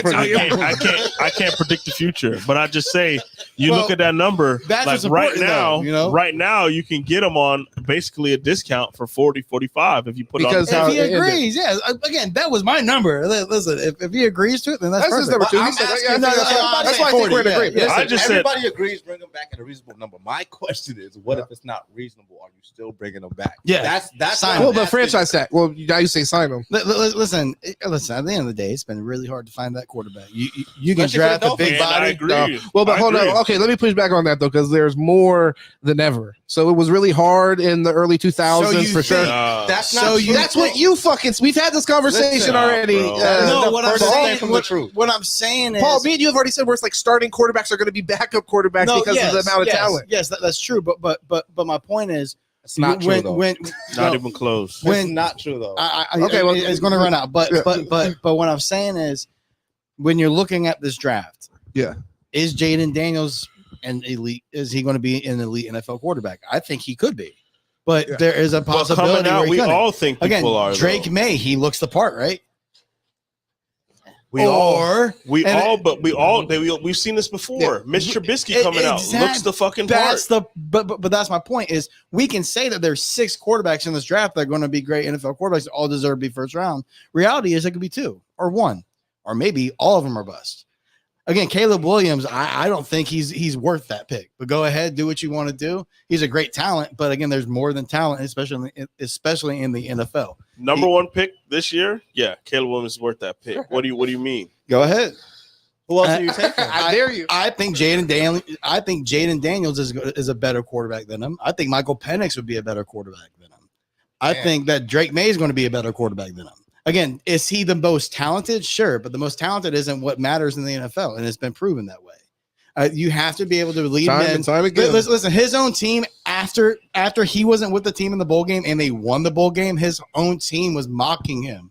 That's how much of a leader this man is. It doesn't matter about leaders, bro. There's fucking haters. It matters. There's a lot of assholes. Bro, when he's on there making so much money, bro, you gotta understand. Like the teammates is not. NFL is different, bro, because everybody making money. Of course, people are making more money, but In college, bro, this guy's on a Wendy's commercial with the fucking penthouse. You see the shit right on Twitter where he's living in a penthouse at USC. So listen, this dude's going so fucking crazy. You're either driven and you win in the NFL because you're driven, yeah, or you're not driven, and those are the guys who don't win. And that's been proven. And again, listen to the players who say that. That's not me saying that's me reiterating what I've heard from real NFL players talking about it on a daily basis. Yeah, but we're talking about the USC players, right? Like, well, I mean, that's what we're judging them off. What I'm saying is, if you look, I'm just saying you have to be a leader, and I don't see it. So again, to me, I mean, who knows? Say this. I do think the Bears, no matter what, is a bad situation. Yeah, regardless. No, 100%. You know what I mean? Yeah. Going to the Bears, it's not like, oh yeah. That's the thing about these number one picks, bro. You're always gonna go to a bad team. That's true. But like JJ McCarthy, I think that's JJ Ritter 2.0. But he may become the fucking next Tom Brady. Who the fuck knows? He's trash to me. Holy shit! If he became Tom Brady, Jesus Christ. Talia Tagovailoa is an all-time Big Ten leading passer. Who's going to draft him? That guy is no. He's listen. So if you had the choice between Tua and Caleb Williams, it's obviously Tua. If you had Tua for me, for Paul, right? Again, okay, for you. Oh, if the Dolphins had a number one pick this year, I'm taking Drew Brees, I'm taking Caleb Williams. Theoretically, not because we lost those. It's same season. Okay, this isn't completely theoretical. We don't have the number one pick because we lost the most games.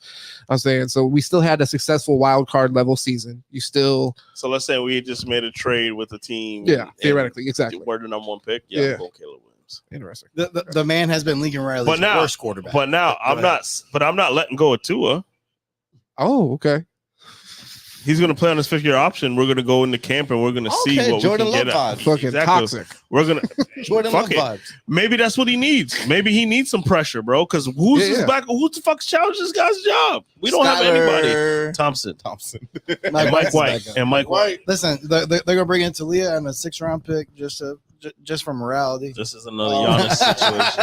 Another Giannis situation. Yeah, I'd hate that. Joking. But yeah, hey, look, if that ends up, we could say like, hey, let's pay you a little bit less. Then maybe like we might come to some kind of conclusion like that. But I think that it's interesting. I think the 40 million is fair. So I think that's where we are with the Dolphins. We were disappointed by the loss. Would have loved to have seen. Would have loved to have seen put up more of a fight. What's your letter grade? I said a fucking B. He wants to give B him a minus. I said B minus. B. Okay. Yeah, a D. No, it was a D. Yeah. C minus. Got you. Yeah, you gave yours. I mean, I don't have no expectations. I don't really know. I would say a C, average. That's fair. C plus maybe average. It's fair. It wasn't good. It was not good. I would say just the way they ended the season, bro, is what really brought down the final exam, bro, brought down the grade. For sure. Well, I mean, I think you would have loved it. I don't even think that we needed to win that game, but to have put up more of a fight for the team to look more inspired. I'm not even talking about the Chiefs. They look like they gave up. Literally, in my opinion, that's literally what it looked like. No, that shit was crazy. I'm talking about you said it best, bro. You wish they wouldn't have moved that game from the Bills to primetime.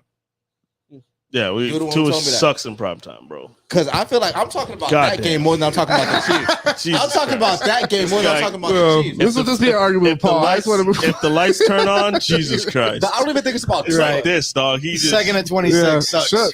Primetime, he's shook.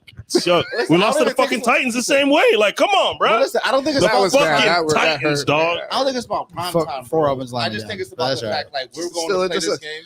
Yeah, we're going to play this game like our life is on the line. Like you already know all the outcomes that can come. You know what I mean? Yeah. So if you have a chance to kick out the Bills, you come with more inspiration. But knowing the Bills is coming to the playoffs anyway. 100%. It's just a different mentality. If you play at 1 o'clock, I mean that's coaching because if Mike Tomlin would have been the same mentality. I think in my opinion it was most glaring in the playoff game against the Chiefs because that's where they looked, in my opinion, the most inspired. Looked like by the second quarter, like they didn't think that they could win. In my opinion, that's how the team was. Like you saw your boy Tua on the bench. He don't even want to. Well, hold on, we bullshitted with the Duke Riley and just kind of went over it, but that really was the mentality. It's like Riley shit was terrible. Horrible to start thinking. That was a joke. Yeah, it was, and this was a vulnerable Chiefs team. This was not like their defense has been playing it great, but this is not an unbeatable team. We really, I'm not, like I said, I'm not thinking that we should have went in as the favorites, but 3 offensive linemen down this or that. I'm with you. I think that goes into it. But you would have liked to have seen the team face the adversity and really responded. And my biggest thing was, like I said, there was just no life. Like Tyreek Hill, who's usually like a fiery player, he says like this, "Yo, I'm cold on the sideline." That really played a factor in a huge way. Rusher, like they got frozen out, which is crazy. But in that Baltimore game, in that Bills game, and Kansas City game, we were only missing 2 offensive linemen. That's it. The other 3 starters were there. So it's not as crazy as the 4 where we did have that stretch of 4 out. We did. Like, I think it was crazy. But you got your core back. Now, Eichenberg, he sucks. But then that's on Chris Greer, bro. This is not like we've been knew he sucked. Yeah. Like this is not just it just started happening. We've been knew Eichenberg, and we put him at left tackle, right guard, center, and he's horrible. Hey, you go out, Connor Williams go out, sign a center off the street, bro. Yeah. Do something. Do something. You're not doing anything. Yeah, we're gonna roll what we got. Nah, bro. Which is like you're not willing to be flexible at that point. This is mid-season. Like this is sometimes some of the biggest no-brainer, bro. Yeah, like that's a glaring issue. Like as a viewer. So yeah, Eichenberg from the first start on. It was rough. Last year was his worst year ever. He got better. He got a little bit better this year, but he's still trash. But last year was holy. Bro, no, I've never seen an offensive lineman on his knees more. Okay, all right, bro. Not in a weird way. No, well, like for real, like just whiffing on blocks and just sliding down and just and then watching your guy just fucking get hit in the backfield, and it's like, fuck you, man. Like just. Fuck you. I'm sorry. I understand it's in the NFL and it's very hard, but it's not for everybody. Okay. And buddy, it's not for you. Yeah. Okay. I'm sorry. No, sometimes you're just a part of the team. You know, you're not supposed to actually be out there. You're supposed to be on the sideline clapping it up when they come off the field. Be a coach. Be a coach. He can't even be a backup, bro. We just gotta let. He might be a great coach. I like that. I can see in like 10 years that's watching the game. We were talking about Austin Jackson like this last year, and look what the fuck he did. He had a resurrection. So this is Eichenberg because it's gonna be his 4th year as well. So do we keep Isaiah Wynn at left guard? I think you got to upgrade. I think you keep them on the roster because they're not getting paid a lot of money. Right. So that's one thing that I would say, like, hey, our backups, Kendall Lamb, they did a good job. We're not paying them a lot of money. Yeah. You keep them on the roster, but obviously there's clearly injury. Exactly. So we need to go out there and get some young guys. The Bills offensive linemen, bro, none of them, they played the whole season together. Yeah, that's the shit that we need. Yeah. We need those warriors. Yeah. It's crazy. Just an overlooked thing. Oh, yeah, Josh. Yeah, bro. When your whole offensive line crazy yesterday, though, bro. Did he but not? That's the point. Yeah. Did he not? About giving them so much money because next year, guess what? Somebody else is gonna be hurt. There's gonna be more people hurt, bro. Can this guy pick up the load? Yeah. That's what I'm asking. Patrick Mahomes, he can pick up the load, bro. Yeah. Josh Allen, that's fair. He can pick up the load. Yeah, we respond to that. It's interesting. But again, Patrick Mahomes is Patrick Mahomes. Okay, Joe Burrow can pick up the load. Josh Allen was again. What a lot of people forget, what I don't forget, is arguing is seeing Buffalo you hate fans. Josh Allen? Just no, hold on. He owns us, dog. I don't know what he. No, when he plays against Miami, Josh Allen. I have my big issues with Josh Allen just because I hate his bullshit antics. Again, as somebody who played the position and scoring touchdowns in a very physical way. Okay, I love 400 and I love the physicality of football. Okay, I like to play it in a physical way. I get it, and especially for that position, and you get a rise out of it. But what the thing is, when you run over corners consistently. Don't then bitch and moan when you get touched by another fucking player, okay? Be a fucking man about it. Get up and talk your shit and walk away. Then with the NFL fucking babies and with it, that pisses me off. The babies all the quarterbacks, though. But my thing is, Buffalo fans forget. After year 2, they were not very pleased with Josh Allen. They didn't want Josh Allen anymore. They wanted other players to come in and compete, and they were talking about drafting another quarterback, and then they brought in Stephon Diggs. And a lot of things changed. And then they drafted some offensive linemen, brought in some offensive line, built that offensive line up. Joe Brady, which I've told you, was my biggest fear about Buffalo, is because that is one of the best offensive minds I've seen in a long time. And then you look at the way the offense has changed since he's taken over. And it's fantastic. But that offensive line is a big, physical, mean offensive line that, like you said, has been healthy. And you look at what that does for an offense. And then, Josh Allen is a great talent. Now, he also does hurt his team a lot with a lot of missed throws and a lot of turnovers that are boneheaded, plays that are boneheaded. But he can make up for it. He makes up for it. Hold on. But then arguably, like turnovers, like him and Tua, they're like right on par with each other. No, you're right. Which again, but even that though, even this year, the numbers to Patty Mahomes and Tua are identical. I think Tua had maybe one more touchdown than Patty Mahomes. So that's what I'm saying. We can't go off of the stat. I would just like to say this is known as Tua's best season in Patrick's words. Again, it's a valuable point to make. Context. I'm just doing context. Okay, hold on, but hold on, real quick. My quarterback sucks. Hold on. True. We need to talk about your quarterback. True or false? Yeah. True or false? Kansas City was an AFC Championship team before Patrick Mahomes. Okay, true. Okay, Miami Dolphins were They went. No. Miami Dolphins we gotta clarify. Middle of the road they were not bullshit an franchise. AFC, they went there. They with Alex Smith. Yes, they did. didn't win none. But they went to the AFC Championship game with Alex Smith, and then they just replaced quarterback, and then won the Super Bowl, right? And then Tua, all the time. right? Which again, Patrick Mahomes is great, but he also walked into a fantastic situation. I'm not mad at that. No, your whole the whole comparison of careers as Tua. What was the Bills situation like? That was shitty, right? Super shitty. Yeah, but really, what was shitty was Tyrod Taylor. He was supposed to start that year, and he took him to the playoffs the year before. And he was supposed to start that year, and then they threw in Josh Allen that first fucking game or preseason game, and he went off. Yeah. And then they were like, "All right, Tyrod, see ya." Then he goes to LA, gets stabbed, and then Justin Herbert takes over. But really, Tua's situation was much different. Okay, and all he's done since he's been there is win. Which what? Okay, sorry.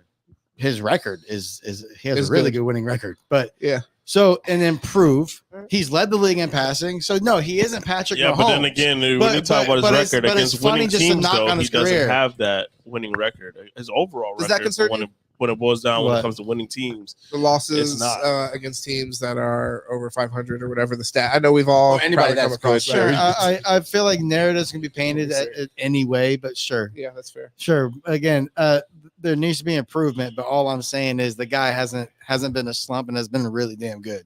Yeah. So he deserves his respect. I don't know about really damn good, but he's been good. Leads the league, but it's all right.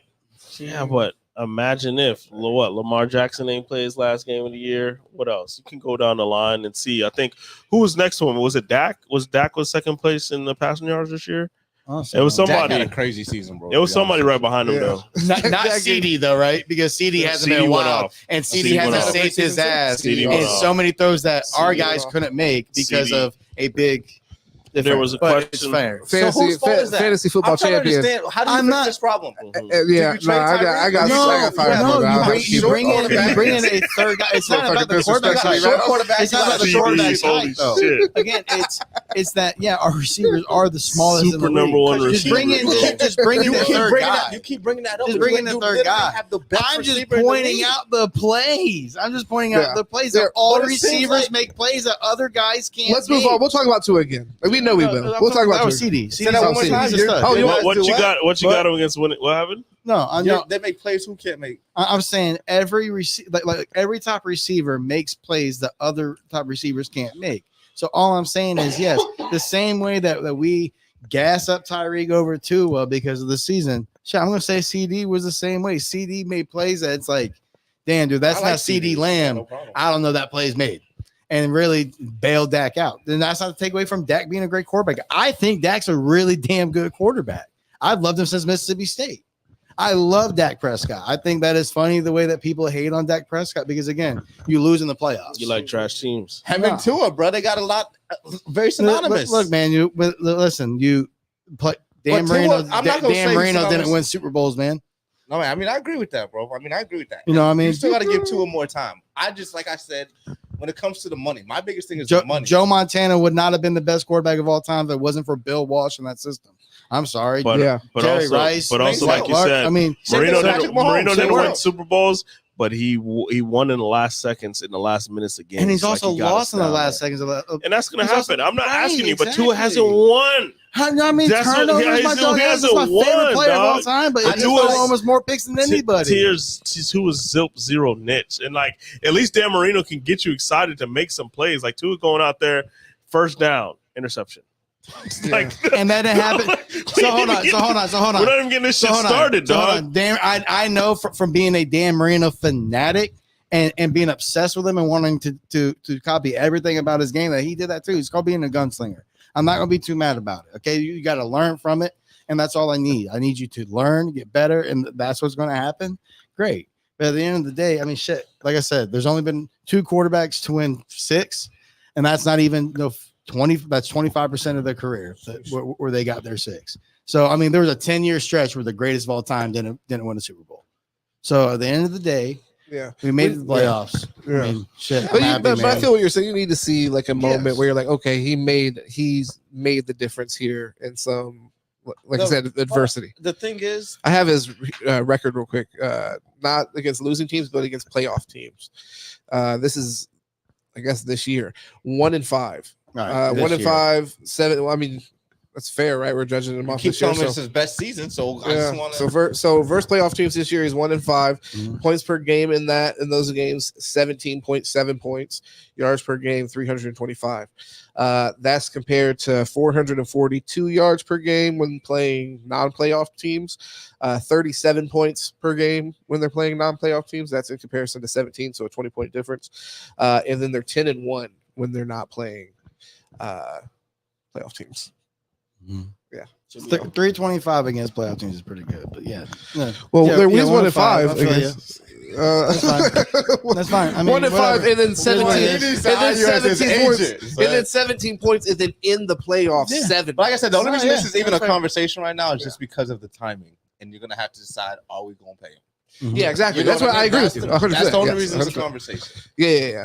And then also to get full their yards allowed per game. Also, there's 100 yards difference in those games. So, so defense obviously also. Yeah, well, we knew it wasn't that, just 2 or anything. Well, I'm just saying it is important to give the full context for his wins are the team, his losses are him. That's the narrative, man. That's quarterback. That's any quarterback. Yeah. That's what I said. Let y'all narratives be where it is. I'm just let you know where mine is. Yeah. And at the end of the day, man, I'll be the last one laughing. I just need the it test.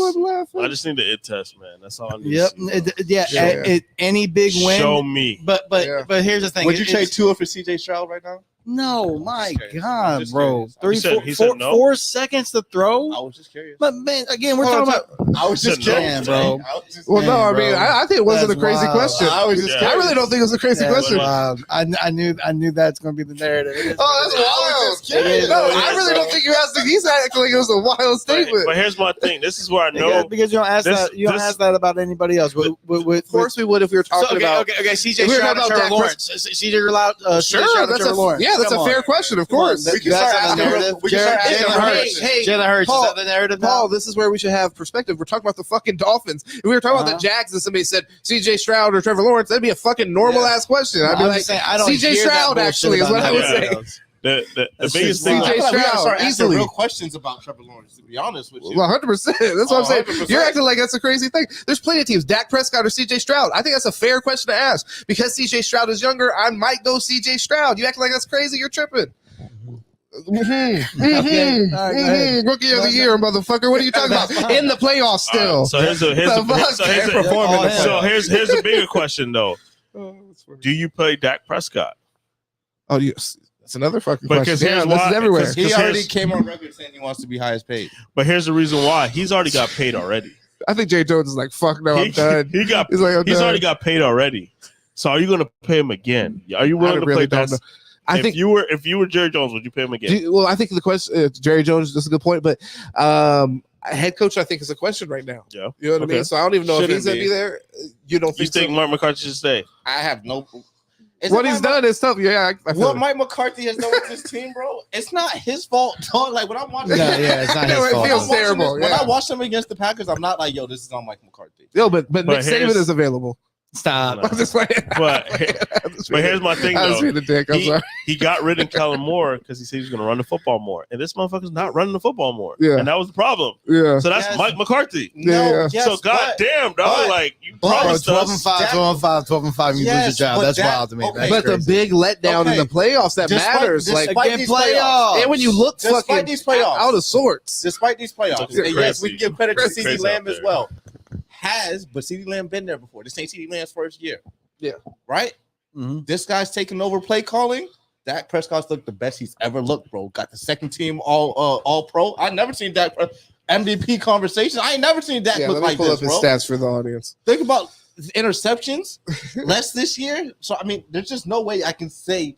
And for what? Who you gonna bring in? Yeah, no, I just think they're too far. I think they're just too far deep to reset that right now. Like they're too far deep because you got that question mark with Dak. And if you get another offensive coach or offensive, not even coordinator, but if you get another coach in there, Dak can now make the argument like, you give me another fucking system. Like, of course I'm not going to have a good year. How many times are we going to do this? That's what I'm saying. Bro, I just find it wild. Hold on. Phillip Rivers went fucking like 18 years in fucking San Diego with just being like this. He didn't have a star in his helmet. No, okay. And also looking back, we're like, why the fuck were we so complacent? Because at the end of the day, you have to find the counterpart and listen. And it's not all on Dak. How much did the defense give up that game? You mean? Well, can I give you? They had like 7 possessions. I can give you stats for the season because I have that up for the audience, and then I can move on to anything else you want me to look up. I can. But Dak this year, because you mentioned, I pulled this up for you, Kev. 4,500 yards this year.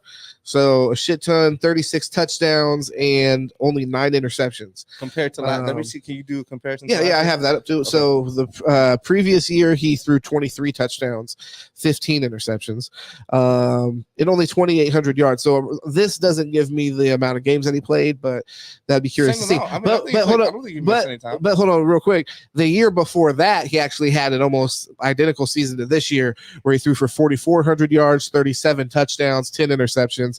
So to Paul's point earlier, maybe Dak has just been balling for a long time, and people just Dak in the regular season. Oh, but again, because you're saying it's not his fault. Okay, so hold on. The same narrative is about Aaron Rodgers, man. Hold on. Give me a second now. You're saying it's on the defense, right? I'm saying it's a team game. Green Bay 53 men. Here's what I'm telling you: it's on Dak specifically, bro. Okay. Specifically, this playoff, anyways. Okay. Green Bay comes out, scores that touchdown. Right. Next possession, Dak throw a pick on the 14-yard line. Okay, bad play. Next possession, pick 6. Horrible. Game over, bro. It's 21-0. Blame him. Who am I blaming? No, that's fair. That's Blame not him. Mike McCarthy. Right? No. Again, I'm not. I said he's gone 12-5 3 years in a row. You keep him. Yeah, he wants to keep the whole team. Bro, again, you keep him and you build, you learn, and you get better. So you pay him all that money. You don't just with the expectation to win a Super Bowl. Who else are you getting? Are you trading him for who? I don't know, man. I don't know, but we see what's the not. So fine. You let Baker Mayfield took a team to the playoffs. You right. Baker's nice. He's fine. He was available. That defense is balling. But no, it's fair. So in the draft, you get.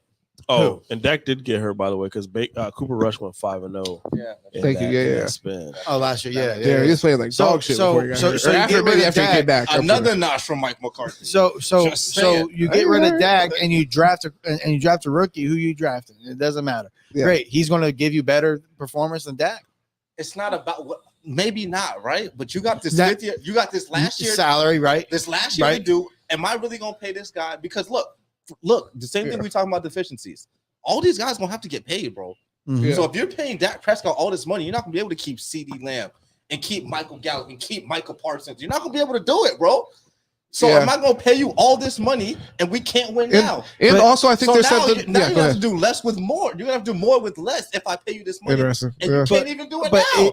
Is it easier to build an offensive line with cheaper veterans and Zach Martin? He was holding out before the season. But is it easier to build an offensive line with cheaper veterans and with draft picks than it is to find a franchise quarterback? I think now there's an argument for that. Yes. To be honest with you, No, I think it might be easier to find a quarterback. That franchise quarterback is tough, but find one that can work. How many good offensive lines are there in the league? Most of them suck ass. How much does Buffalo's line cost? Because Josh Allen is one of the highest paid quarterbacks in the league. Stephon Diggs is one of the highest paid receivers in the league. 100%. Right? But let me ask you a question. For the Cowboys, what year was more open for them? Okay, and you slipped up. It. But they do it every year. And the Bills lost 4 straight Super Bowls. Like this is football. This is what happens in the NFL. But the Cowboys really fucked this one up. But this is what happens in the NFL. Smashed by the fucking and the Eagles are done, right? No. They got their ass beat. Sirianni went to a Super Bowl. By Tampa. He went to a Super Bowl. And Mike McCarthy's won with the Green Bay. I'm not talking about Mike McCarthy. With I'm talking about Dak. Okay, Prescott. but Dak Prescott has the same narrative as Aaron Rodgers does. Can't win the playoff game. Can't win the playoff. Aaron Rodgers has a Super Bowl. Aaron Rodgers has a Super Bowl. But what? No, it's not the same. that we not had this argument on here with Deuce, right? I've had this argument so many times with people that Aaron Rodgers has lost. was better than TJ Watt. And it's like, give me a break. This narrative is always however you want this narrative. Like if Josh Allen loses to the Chiefs, he can't win the big playoff game, right? Yeah, that's going to be facts. Right there it is. That's going to be the narrative. So the narrative's always going to be the narrative. If they prove it wrong, let it be what it is. Yeah. No, it is what it is. I disagree. There's differences, right? So, for instance, like when I used to talk about James Harden being better than Steph Curry, right? Can't say it, but I can be like, yo, James Harden was really nice. Anytime he lost in the playoffs, it's only to one guy, Steph Curry, who plays basketball just better. But I'm saying the same thing with Josh Allen. Yeah. He only loses to one guy. Outside of last year, he lost to Joe Burrow. Every year he's beating everybody, only losing to one guy, bro. Yeah. So I don't with one of the best defenses and defensive coaches in the league. To one guy. The guy. Right. But I'm just saying, you notice the team thing is what I'm saying. I understand. It's football is dubbed the ultimate team game for a reason. I understand that. But if you don't have one, we can't say that and only focus on quarterback. Okay, that's the thing. You. But if you don't have what? How you gonna win a Super Bowl? Bro, how does Trent Dilfer have a Super Bowl? Come on, bro. We talking about talking about today's NFL. That's the first dunk, 1936. We talking about Matthew Stafford, right? Tell me a Super. Matthew Stafford's fucking nice. He's great, but how great? I'll take Stafford. How great? Elite. He won a Super Bowl. Right, but how great? Again, how fluid is this top 5 list, right? Did we see the game? We saw the game against what team they just lose to? Detroit. Lions. He is fantastic. Do you remember that third down, bro, where he popped out? Listen, I'm a massive Matthew Stafford fan. I'm just saying, they had a quarterback. When has he been in your top 5? Oh, Matt Stafford? Matt Stafford's nice, bro. I think I've been on this. I've been on this. Okay, I respect it. If he has, because most people he's not, and that's my point. Not of all time, but as of right now, and maybe not even like this year, because obviously the injuries you can see. Jared Goff, definitely. When they won the championship, Jared Goff, top 5 quarterback. I mean, so it's not just top 5 quarterbacks. They're not going to win the Super Bowl. Top 10. How do you know that defense can win them the Super Bowl? No, they can't. That offense is splashy enough and explosive enough that yes, they can. I almost feel like that's Jared Goff, though, showing us that he can make the offense in those moments go. So he's proven himself in this moment. So that wouldn't have been apparent. Well, I mean, I think there are moments where he could. I just want to use one example, bro. Yeah. The best team, bro, and if all they had was a quarterback, they already have a championship. San Francisco 49ers. Right. Again, but they had anybody other than Jimmy Garoppolo. 4 other quarterbacks take him to the same spot in the playoffs. Exactly my point. No, but we're talking about the point is the team. That's the point. We're moving the goalpost though, because it's, in reality, any of us would be happy if our team went to the Super Bowl and then, I mean, we'd be sure they lost, but we'd be like, holy shit, that is, you're right. That is tough. We would give them credit. Our team, for example, lost in the fucking wild card. Dak lost in the fucking wild card. So us talking about like going to the Super Bowl and losing, that's not what we're talking about. We're talking about something different. We're talking about losing in the fucking wild card. The reason they didn't win the championship is because they didn't have a quarterback. But the point is, Jared Goff is good enough right now, but they lose this weekend, and now he's not. So the narrative always changes. That's not what. Yes, it will. All right, we'll revisit it next week. Well, I want to make sure to get to the Steelers. I think Goff's a good quarterback. He is. But do I think he's a Super Bowl caliber quarterback? No. If he does it, prove me wrong. I'm sorry. He might, but I don't. Yeah, I don't think so. But I agree. He might. I don't think so. But Paul makes a good point. That it really is the offense does get busy. So it's not like a Trent Dilfer situation when you throw him out. It's kind of, I'm not saying you're being dishonest, but it's like he had the Ravens. Yeah, you feel what I'm saying? So he had fucking one of the Hall of Fame defense. Brad Johnson are the outliers. Jamal Lewis. Right? Yeah, those are the outliers. Outside of those, you can't. And in those situations, those are like greatest of all time level defenses. But like for example, and let's be honest here. You take Brock Purdy and you put him in Kansas City. Is that the same team? Hell no. Absolutely fucking not. Okay, but if he wins the Super Bowl this year, is he a top 5 quarterback? I mean, he had a great season though. Right, but he had a great season. He's showing flashes, bro. He's showing he can. But a lot of quarterback too. If you pay attention to every quarterback's games, and there's always flashes. So again, it's always going to be the team. When he had a chance against the Ravens, that man threw 4 picks. I'll tell you what. We gotta see. I'll tell you what. Without his top offensive lineman, they were looking suspect. Last year, Trey Lance got hurt and Brock Purdy came in. He lit us the fuck up.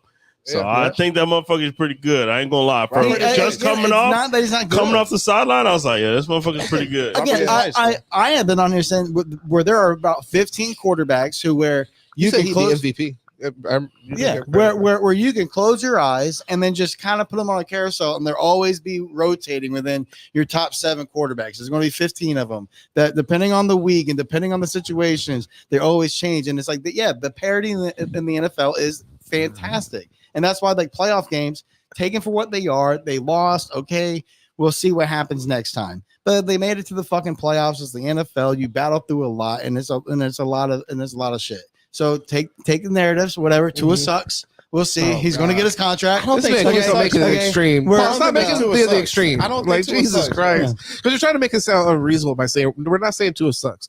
We're really just saying we're not going to pay Tua more than Patrick Mahomes, which you're agreeing with. When we get down to it, So it's not a narrative that Tua sucks. It's just some people are honest in the situation and if we want to pay him that, he needs to start showing that we would have liked to have seen more at the end of the season. We would have liked to have seen more than 7 points be put on the fucking board. To my point, if you don't pay Patrick Mahomes as much money as he's getting paid, could you get him some better receivers?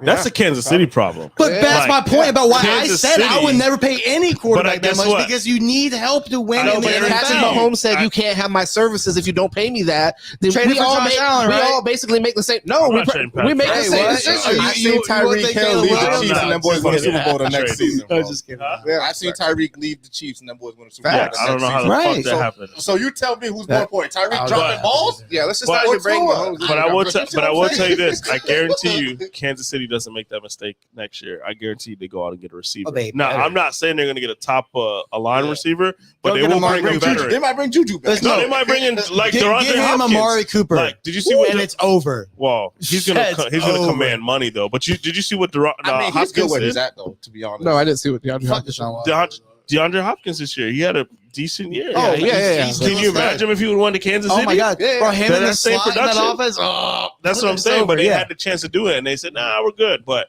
I guarantee you next year they're not going to make that same mistake because it's glaring now that, hey, this is a problem. We need to go out and get a bona fide receiver. You can't even line up on side, bro. Well, I mean, Tony, dog. He's and they have what the do they Rashid Rice. Yeah, Rashid Rice is actually pretty nice. I just want you to know how much that aggressive at the catch. That play makes such a difference, bro.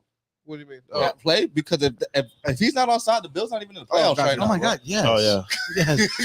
a play that they really don't call that much. Again, the guy who they push as MVP and the team that they push down our throat just go on the most miraculous run ever. Not ref aided at all. Yeah. That man God in each game, but that's fine. He's nice though, man. That's fine. But he's nice, great story. We'll see how it goes this week. Shout out to Gates Open Media. I'm starting to really buy into his maybe theories. in 5 years it could be 2 a turn. When you say Duke Riley, where he's assisting fucking Patrick Mahomes into the end zone, go like pushing him.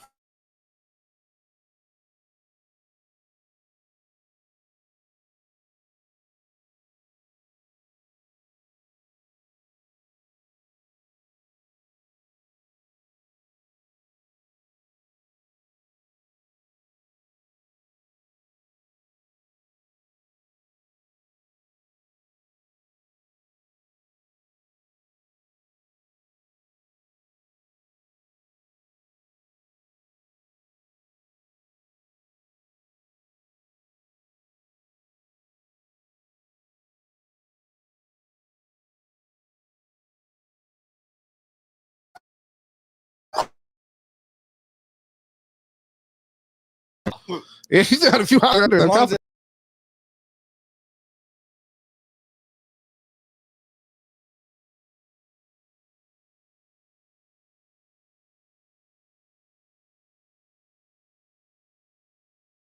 Doesn't matter. But he does it every year towards the end of the season. He starts looking good, and you say you can work with it. I'm sorry to interrupt. I need you to say which because I think the mics went down for a second. So I need who would you take out of the Steelers? I was just fixing that. None of them. So your response makes sense. You say you just don't want Kenny Pickett. You threw out Russell Wilson. Russell Wilson, Justin Fields. We got probably 20 something because we made the playoffs, so our picks You're not 20. Be that high. You're 20. Justin Fields is an exciting option for. Like, I don't know if he's the answer, but I do think he's an exciting option for whoever. To me, it just depends. It just depends on the coordinator. Yeah, sure. It just depends on because if we're gonna do something still, like Mike Tomlin's biggest mistake was rehiring Matt Canada at the end of last year. Bro, Matt Canada sucked at LSU. He's a vanilla offense everywhere he fucking goes. Everybody fucking knows how bad it is. So it depends. It's trash. It depends. It's called blackmail. I believe Mike Tomlin is the best coach, right? Personally, I don't think there's another coach better than Mike Tomlin. However, fantastic. I don't know if I still trust him to make the right hire at offensive coordinator. Gotcha. You know what I mean? I still got to see it. It ain't like Bill Belichick where he got the defense going to plays. You know what I'm saying? But still, that might not be his strength. I think that's fair to see. But the proof is in the pudding. They're not. They're playoff team almost every year. But a lot of defensive guys like that. Flores had the same problem. Yeah. Flores is a great defensive mind. Tomlin's a great defensive mind. Belichick's a great defensive mind. They're just out of date with it. They just think, hey, you line up I formation and fucking run blast all day, and we're gonna keep them to 10. Hold on, but quietly they won 10. It worked. So they look up and they're like, damn, we got realistically, 10. You're about a guard, a tackle, and then a quarterback away from being an elite, like really a contender. So I'll take the guard and I'll take the tackle, but give me the quarterback first, bro. For real. But I mean, you guys found a great identity with Najee and Warren, and especially what you guys are doing. Now you get a real quarterback there, which I don't know if we got playmakers. Deontay Johnson's a playmaker. George Pickens, playmaker. Yeah, get the ball. Find a way now, to get the ball. Now you guys need an adult in the fucking room. You guys have lost it with Hayward Bay. You guys haven't had one since, and that's why they're the worst fucking room in the league as far as just temper tantrums and just missing on plays. Yeah, you need a grown up.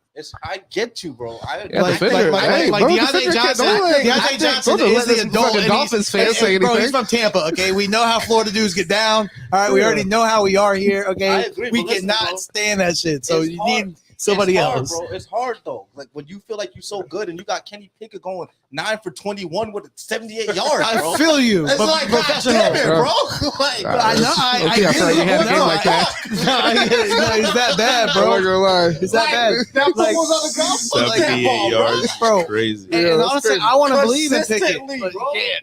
Consistently. That's how we looked on fucking Peacock. Pickett is that winner DNA where he's going to lower the shoulder and get you those yards. Absolutely. But man, the missing on 18 throws in a row is kind of wild. I was on Twitter, right? And then I'm watching a live stream of the Steelers game. This guy's like, we're watching the game together. He's like, all right, this is what they're about to call right now. Yes. Motherfucker called a play. Kenny Pickett still miss him, bro. This dude on his couch was calling for it's horrible. This one, Matt Canada was still the coach, though. Yeah. Wow, that's crazy.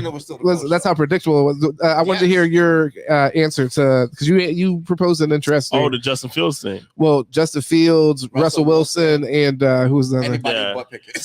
I mean, I think Russell. I think Russell Wilson would be huge. Really? For the Pittsburgh Steelers, yeah. How much money would Russell demand now? Around 35? 30? Yeah, I mean, he's getting already, right? 35? No, he's getting he's going to get a whole lot if they cut him. It's like, so I don't know how much. It's something crazy if they cut him. Because honestly, him, you guys can't afford a Kirk. But I mean, you guys just get a traditional drop back guy, man. I mean, you guys have the team, and it's just crazy because I thought Kenny could at least overcome some of his shit, and he just can't. Well, the thing is with Russ, we've seen a team similar to this when he played in Seattle. Yeah. So that's why I think it can be a long time ago. Then. Yeah, but you don't need him to do much. You just need to get him more than 78 yards, which he's capable of. That's what I'm trying to say. He can get you more than 78 yards. Nah, okay. But that's my point. I need him to do much, bro. There's not going to be a team who wins the championship and their quarterback don't got to do much. It's just not the way the NFL is played. I don't know, man. Sure. It's just not the way the NFL is played. You will have to do it. With your defense, yes, though. Your defense can hold teams to 17 points. So can the 49ers. They still don't got one because they're waiting on that quarterback, bro. They might have it now. We'll see. They missed a post. One post away, okay? Who missed it? Jimmy. Okay. Thank you. So, okay, but Russell's better than that, okay? So, I don't know. I mean, like I said, you guys are going to be positioned. That's not the only place. That's not the only one. There was another one that was crucial. He missed too. You guys are going to be positioned to get a decent quarterback. I mean, I'll take it. Trust me. I'll take it right now, bro. I know you used to play quarter. I'll take you right over picking. I swear to God. I'm so serious, bro. How's the Justin Fields situation sound for you? I don't know what kind of money he would command, but like I said, you think hell no? It depends on the coordinator, bro. That's interesting. And I mean, Justin Fields is good. It's just it's hard because can he throw the ball, bro? I don't know. Yeah, I don't know. I mean, he definitely has obviously a live arm. That's what arm, and so and the thing is with Justin. The thing is with Justin Fields is, hey, you got to play him to his strength, and that means you're running your quarterback. If you run your quarterback, you know you're only going to get about 3 to 4 years out of him, like the Cam Newton situation. But him to be effective. But if you want to, how's that sound though? I think it sounds great because I love Cam Newton, bro. But sounds great. Realistic about his career, bro. He have a great career. Yeah, but if he could have got that Super Bowl, and if he would have had Mike Tomlin, which you have that benefit. Yeah. So bringing Justin Fields into a situation, this is all best case scenario. Sounds like another missed post to lose a Super Bowl. It sounds like, or he took off and ran with that bitch for fucking 40. I love Mike Tomlin, bro, but Justin Fields coming into my organization has nothing to do with Mike Tomlin. It's on the other side of the ball. He's not going to be the one working with Justin Fields. That's why I say it just depends so heavily on the offensive coordinator. Yeah, it has to be the right hire. Let me get the dude out of Washington, bro. Michael Penix again. No, I'm talking about the receiver. No, the offensive coordinator. Eric Bieniemy. Let me get him, bro. I promise you. Give me Justin. You guys, quarterback. I'm like DeVoe, killing DeVoe. But you're not going to talk about Saban leaving with this guy here. Yeah, we got to talk about that. But for elephant in the room. We got to get him to tear up. The pun intended. The elephant in the room. Michael Penix. Shit. Okay, yeah. But Michael Penix or James Daniels should be there for you guys, and honestly, I don't think they can go another young quarterback. The Kenny Pickett was already experienced. You already wasted a first-round pick on him. But you're seeing Caleb. Now you're seeing CJ Stroud. I don't know because again, you have to be able to make the throws. CJ Stroud was picked up. CJ Stroud. CJ Stroud was picked number 2. You picked Kenny Pickett at what was it, 18 or 20? 18. Now you have a 20. You're going that risk. Now, do I think Penix can be better? Yes. Do I think Jaden Daniels can be better? Yes. But I don't believe Pittsburgh. Who? The only knocks on him is size. The only knock you have on him is size. And when they took Pickett, like everybody laughed at y'all when you took Pickett. Honestly, you know that, right? Yeah. Talk about the Whopper hands. But listen, man. Come on, what? He couldn't hold the ball. Hometown hero and shit. That was crazy. Yeah. When you took him, everybody was like, "Wow, Pickett is okay." Well.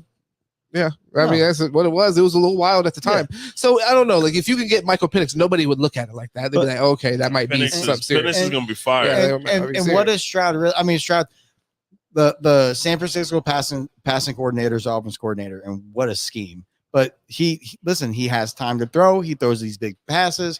Michael Penix will have that in Pittsburgh with somebody who's like Nico Collins and Pickens, and then you had Deontay Johnson, who's another burner. So if you get a guy, especially like Jaden Daniels, who can buy time, and I've seen Jaden Daniels and against the best defenses in college football, that guy can play. That guy can flat out play quarterback with the best of them. Yeah, how many years you're going to give him? Because I mean, you can't just expect he's going to come out year 1 and do all this stuff. Again, it might be a learning curve. So that's what I'm saying for Pittsburgh. Do you have the time? You're talking about Mike T is going to come back. This might be his last year. Like if he goes, like you see the team is going to. If any team is kind of built to be around a young quarterback, it's a defensive team like that, like Pittsburgh, because you're not asking too much. If you're going into an offensive scheme, the only problem, Deshaun Watson, Joe Burrow, Lamar Jackson. Take Deshaun Watson off that list. He hasn't proven anything without DeAndre Hopkins, has he? Deshaun Watson. Those are our 3 quarterbacks in our division for the next 10 years foreseeable. I need somebody, bro. Okay, but I need somebody. You guys don't have the salary cap to bring in a veteran quarterback that's worth a damn. I mean, I agree. I don't know what he's going to do. I don't know what Baker's going to be a free agent, right? Tampa going to lock that up. Not be stupid enough for Tampa. Tampa got that. They got Jamie Garoppolo is going to be a free agent. Twice you must make me walk out. I did not even want Jimmy. No, you see what I'm saying? But that's your option because you can't pay I do not want to miss another post. You can't pay Kirk. So I mean, I guess Kirk Cousins would be perfect. But I like Kirk. But you guys don't have the money. and you won't have the money. You would happily take Kirk Cousins in this situation? Happily, but yeah. Well, I think Jay, you make a really good point where you do have to be conscious. And this is why we have to be conscious of Tyreek's career, because it's like when you have a special, you can't waste it. Mike Tomlin, you know that you really can't take it for granted. He could coach for another 10 years, but he could coach for 5, 3, whatever. So it's like I really think you should take advantage of that, obviously. And Justin Fields, me personally, if you can make that happen, I think that's really interesting. It's gonna cost a 2nd round pick. I mean, I think that's intriguing. Take a 3rd one too, but I don't care. But listen, give me somebody with the team. I mean, I think kind of what he adds from a extra dimension, and then where I understand that Mike Tomlin's not gonna be as involved in his development, but I think on the way that he's approaching the game, he'll have an impact there. So I think, that's a great place for a young quarterback if they can bring it. But Kenny Pickett the whole time looked like a backup quarterback. Yeah. What was you gonna say, Jay? I know you were about to say trash. If you had some specific, no, it can go about the Steelers. Yeah, you're just like nah. You want to pull the What were you gonna say? Though I don't understand how my man TJ Watt is not an All Pro, but I'm just going with that. Yeah, I mean, how do you feel about his injury? That's got to have you like. Nah, he'll be back. He was hyper. They said it was a grade 2 MCL. Yeah, I mean, you saw what happened with his brother though. No disrespect, but it's like, you know what I mean. It turned JJ Watt. TJ will be fine. Yeah, that dude's ridiculous. The Cowboys, we kind of already touched on it, but how'd you guys cut the whole team? Yeah, the whole team. Cut the whole team. I called it. Trayvon Diggs in Miami. Jordan Love. Trayvon Diggs in Miami. Who? Trayvon. No, oh my God. What the fuck? No, who? Who? Trayvon Diggs. To who? Xavier Howard 2.0, baby. That's what the fuck? That's who he is. He's getting smoked more than this. We call him over the top. He's getting smoked more than this, bro. Yeah. Xavier Howard 2.0. Yeah, CD Lamb, by the way, like I said, we can't go past this episode without me taking a minute to say, obviously, in fantasy football, if you know me, you know I smoked it. Every league I was in, I pretty much won the shit. It's what I do. I was in there. My man Jay was in the league. He texted me the night of the draft. He says, "Man, your team's pretty good. You're a little light on wide receiver, though." I told him at the time, CD Lamb. Okay, CD Lamb's my number 1. And don't be wrong, I did want to do it as I do. I'm willing and dealing. You all hear me on here. I'm sending out trades. If you don't respond, then you then. So bad. No, but he made the leap though. He got better, and that's what you want from your NFL players. Man, I saw it.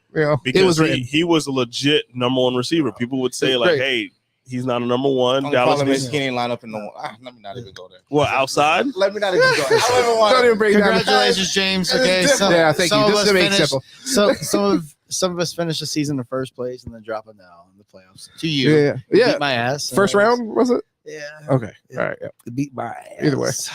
You were first and you lost? Oh, yeah. Oh, no, I think it's the second round. You had a bye. I did have a bye. You had a bye week, came back for the bye week, well rested, guys. Bro, some injuries happened, bro. Tua didn't have his best game. Can I be honest? I didn't play fantasy this year, bro. I didn't play somebody I should have. I needed to refocus, bro. I cared too much. I cared too much. I cared too much. I'm like, bro, how the fuck you? I'm rooting for the Ravens and shit. Yeah, that could be tough. Jackson. Like, nah, bro. That could be tough. No more dollars. That was actually, by the way, the only league that I only lost in one league that I was in this year, and it was the league that I had Tua as my quarterback.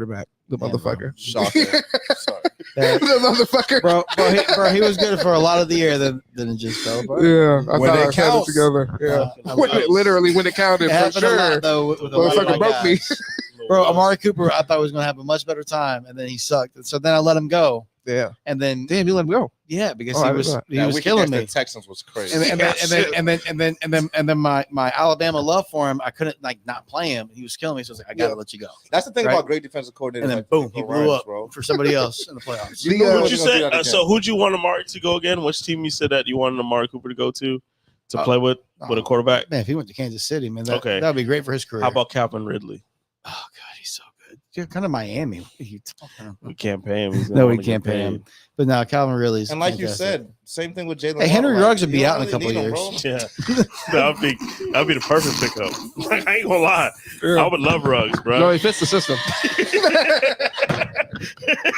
He fits the system. Yeah, that's what we want to do. Ruggs, but I'm with you on that. On that Worthy, if Worthy drops to the second round, I'm good. I even said it already. Like our first pick Got to go tackle for Miami.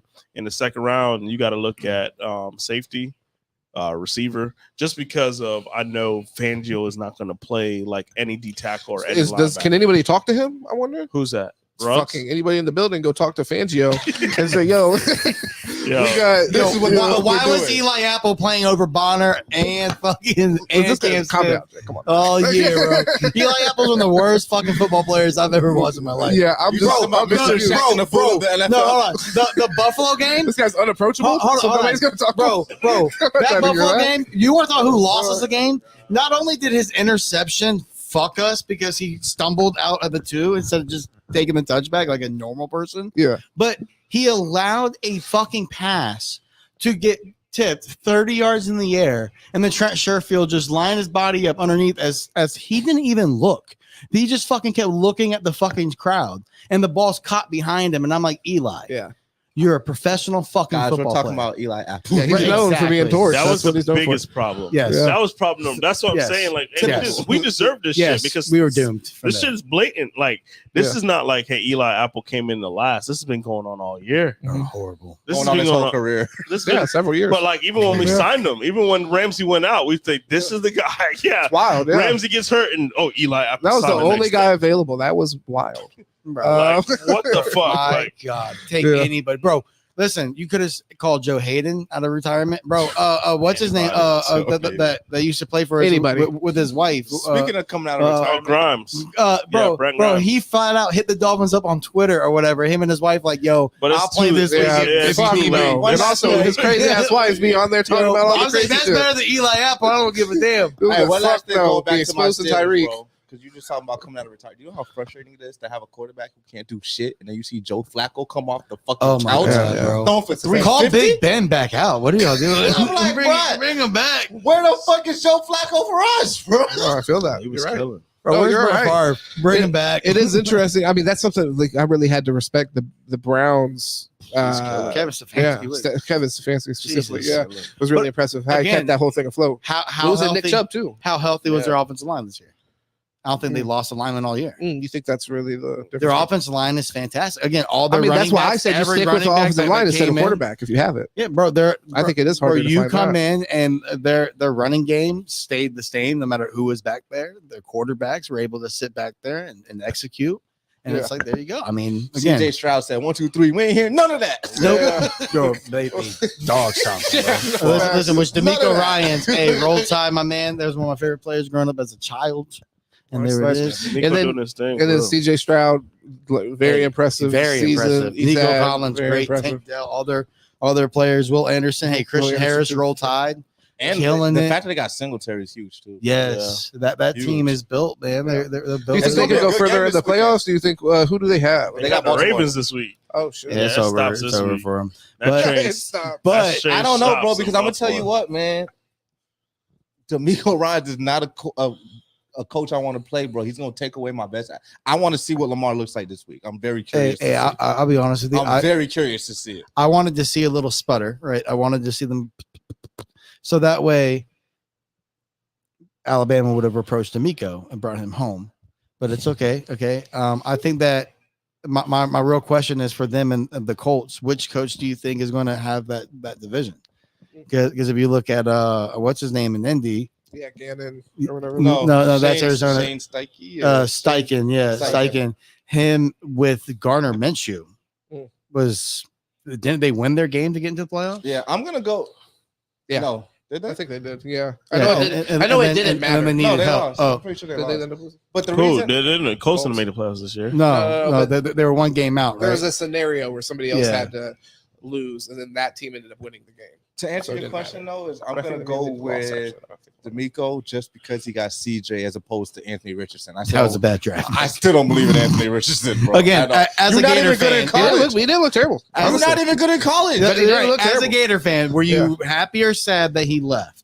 I wasn't sad when he left, but I mean that probably had less to do with Anthony Richardson, more to do with Billy Napier and what he was able to get out of Anthony Richardson. Because honestly, the Colts, he didn't look bad. Like his first couple games, he looked better as a pro than he did as a. But you know, some people fit that though. There's some people fit that. Steichen. You look at the mold, and you can say, "Hey, I know whatever the fuck they're doing out in Florida, they don't know what they're doing." But I think Drake. No, I think Drake May's that. I think Drake May is too advanced for his roster there at North Carolina. I gotta see it. I ain't gonna lie, I gotta see it. I've seen a lot of Drake Mays come out, and this year he's better than Drew Lock. You know, that's not Drew Lock. This year it looked kind of mediocre, but he was yeah. But no, here also I want to talk about Green Bay Packers. Green Bay Packers. Jordan, they beat Dallas Cowboys. How do you feel about they fucking put 48 up on them, scored the most points of the weekend? He is him. He is him. Was Aaron Rodgers holding him back? Hey, this might not be in a question. But yeah, Green Bay Packers. I thought it was interesting. Jordan Love looked great, but I mean, it was a great team when you had Aaron Jones is looking good and healthy, compared to like what we saw like mid-season, early season with the Packers. The Packers looked like a different team. Another team I'll put in that category is towards the end of the season, the Buffalo Bills, by the way. And a lot of this, who ends up winning the Super Bowl goes to the Super Bowl. A lot of times it is who's hot at the right time. Like when the New York Giants went to the Super Bowl and beat the Patriots. That was a wild card team that was just hot. Yeah. So it's like, so I think that like honestly, maybe shot that out there. Maybe the two hottest teams right now. I mean, I would say the Bills. I don't know if I'd put the Packers second, but they're in the conversation. McDermott went from hot seat to fucking cool, man. Cool. Done. Cool comeback. Yeah, done. I mean, that, good to go. like you said, that Joe Brady move was the biggest thing that they could. But yeah, even if, man, you look what they're doing offensively, they're using Cook. Cook is a weapon, bro. Like they weren't using him as a weapon before. Nope. They definitely run the ball a lot more. Yeah, they run the ball a lot more. They try to keep it out of Josh Allen's hands when they can, but he can still make plays. If the Bills lose to the Chiefs in the divisional round, right? Is it a concern at all for anybody or the Chiefs? Yeah, if you lose to the Chiefs in the next round, because I mean, like you said, it was a hot seat at some points. That's a good point to make for McDermott. No, I mean, you saved yourself. You won the division. You won 11-5. You won the division. But you see how crazy that is, because for us being one game away from that is a failure. But they should be expected to be the divisional winners. Miami shouldn't have. To your point earlier, we really shouldn't have been expected. But you look at the roster and the talent, and you say, okay, well, we're up 3 games though. But Buffalo has been. But the point is that Buffalo has been that divisional leader, and they didn't lose talent; they got better. So you would think with their coach and everything, but this is where they should be. So them not getting over the hump and making it to the Super Bowl, that would be falling short of expectations. What was your analogy that you used earlier about the batter box? Yeah, come down to the batter box, swing or something. Yeah, no, I get what you're saying. Yeah, but it's not even that. It's the same. Bro, it's the fact that what are you gonna do? Strike out? Like you're up 3 games, bro. Right, but I'm saying preseason expectations versus now. Oh yeah, coming into it, the Bills, of course, they earned that. Like they won it 4 straight years in a row. So if they don't beat Kansas City, then this season should be looked at in the same light as Miami's season, realistically. Because coming into the season, they made it a game further. They won a division, but they won a playoff game to do that, right? Yeah. Right. So all they've done is just get done what they didn't lose to Kansas City. Consistency, and they still won a not division. Yet, but if they lose, consistency is important. No, I thought you're talking about Kansas City in the regular season. No. If they lose, if they don't win the conference. And they don't make it to the Super Bowl, then they have not excelled. So I will say this: they haven't gone any further. I will say this: I agree with that, and questions will be asked because one is the first time you're playing them at home. That's fair. Yeah. Second is if you can't beat Kansas City now, at home, when the fuck you gonna? They're not playing them at home. Oh yes, they are. They're the 2 seed. Right. When the fuck are you gonna do it? Bumbuck. That's where I think is the question. This is gonna be Pat Mahomes' first road playoff game. Yes. So interesting. So wow. Right. And coming into the season, if Miami was Super Bowl buzz, Buffalo's definitely Super Bowl buzz going into the season. Yeah, I feel you, but this is the one thing. Like we want to keep proper context, the Dolphins lost in the first round. I think that does matter. And in the fashion they lost, they got their asses kicked. If the Bills win their first round game, and then in the next game, I mean, like I said, they beat the Steelers. But yeah. And then let's say this is competitive. You know what I mean? I don't know. If they come out and they score 7 points, there probably will be some criticism. But if they come out and they have a competitive game against the Chiefs like we expect, then, you know, I don't know. But I was going to say, I mean, losing, I mean, it sounds crazy, but losing to Patty's different. Because last year when they lost to Joe, questions were fucking ass, bro. Like, what the fuck going on with the Bills? When you lose to Patty, it's a little different. Like, God damn, Patty again? I think they gave him one more year. I think McDermott deserves one more year. They're obviously not going to chop him on the block, but they got some issues too. They're going to have guys that they're going to have to play. Like, that team eventually coming up is going to be destructed. So this is their window. It's for them. It's basically now or never. Yeah, when it comes to it, because their team's going to look different next year, and definitely the year after that, it's like all them guys ain't going to be this. The only person going to be there still is Josh Allen, just because he's How do you keep Gabe Davis? I mean, I don't even think you're tripping about keeping him. Yeah, but do you though? Man, he's good. He's nice. Damn. When he wants to, when he plays, or when he wants to play, when he's targeted, when he's targeted, Kansas City in them playoffs, that nigga was but he gives you that out of all 17 games when they need you. So it all depends. Like he's inconsistent over there, dog. So I don't know. Yeah. Gabe Davis, I really can't wait for this weekend, bro. Yeah, this weekend's gonna be great. Here, last game, the Philadelphia Eagles, Tampa Bay Buccaneers, 32-9 loss for the Philadelphia Eagles. I think that's probably the more interesting storyline, just because of expectations on the Eagles this year. There was a lot of disappointing games over the weekend, and I did not see the Bucs beating the Eagles or the Packers beating the Cowboys. So to rank them, though, the number one disappointment was the Eagles. You were in the Super Bowl last year, bro. This is the Bucs. What were they 8-9 or were they 9-8? 9-8. Like usually anybody on the NFC South gets like 8 wins. And what's crazy is Buck fans want Todd Bowles gone. How wild? Not anymore. But hold on. During the time. But you see what I mean about narrative, bro? Yeah. Last week, bro, it was everyone but Todd Bowles, bro. Yeah. And then now, he might be a good coach. No shit. Yeah. No shit. Look at that defense, and then that patch together offense has been churning. Baker's been balling, but the Eagles were without AJ Brown, which AJ Brown is a massive. He's a big deal. Massive, I mean, I think that game last night was more about Baker Mayfield than it was the Eagles. Yes, we've seen this coming. We just don't want to accept it. Yeah, we've been seeing this from the Eagles. But do you think this is like a long-term issue? You think this is the team that we're seeing that's falling apart? Because you got to understand, it's hard when you lose your offensive coordinator and your defensive coordinator. Sure.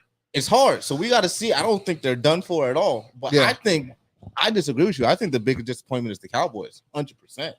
Because did you see the Eagles going to the Super Bowl this year? No. Right? Yeah, but it's the Eagles far more not superior team. Like when you look at it, like the Bucs this year, they've been struggling. Baker played great, right? You can't go around that. Yeah, but it was just, bro, tackle. Like y'all forgot how to tackle. The Cowboys were way more talent, everything. 9 all pros. How the fucking Packers? How does Philly pay? Win that at home? You gotta win that. You do? No, you gotta win that. I don't know, man. For me, I think the Eagles. I think the Eagles is like you're coming into that game like the Eagles is a better team. For sure. We know about that last year. We had questions. We had questions about the Pack, right? Yeah. I mean, I'm not the Pack, the Cowboys. Like we always have questions. Like, we're not surprised. We're not. I mean, I didn't think they were going to lose, but we're not surprised by it. Like, no one's sitting here like, oh my god, this Eagles game was like, yo, how the fuck did the Eagles lose? This shit? How did they lose? Yeah, the Cowboys look scary though. The Cowboys did look scary. The defense looked scary. Because even you said, yo, if anytime the Cowboys had a chance, this would be the year. Mm-hmm. And we definitely, if we saw them losing, cool. But we didn't see them losing to the fucking Packers at home when they won not a blowout. When they won 16 in a row at home. Like, we didn't see that, bro. But really, Philly, I'm more worried about Philly because at the end of the day, when you look at, you got AJ Brown, Devontae Smith, Jalen Hurts, right? DeAndre Swift. Then you got 3 offensive linemen who are top tier offensive linemen. Well, 2 of them about to retire. That's Lane Johnson's gone and Kelsey's gone. Right. So, but you still got what's the guard's name from New Zealand or whatever, or Australia? The rugby player, Malata. You still got to keep him. You got the big defensive front that you have to pay. There's no way you can keep this team together.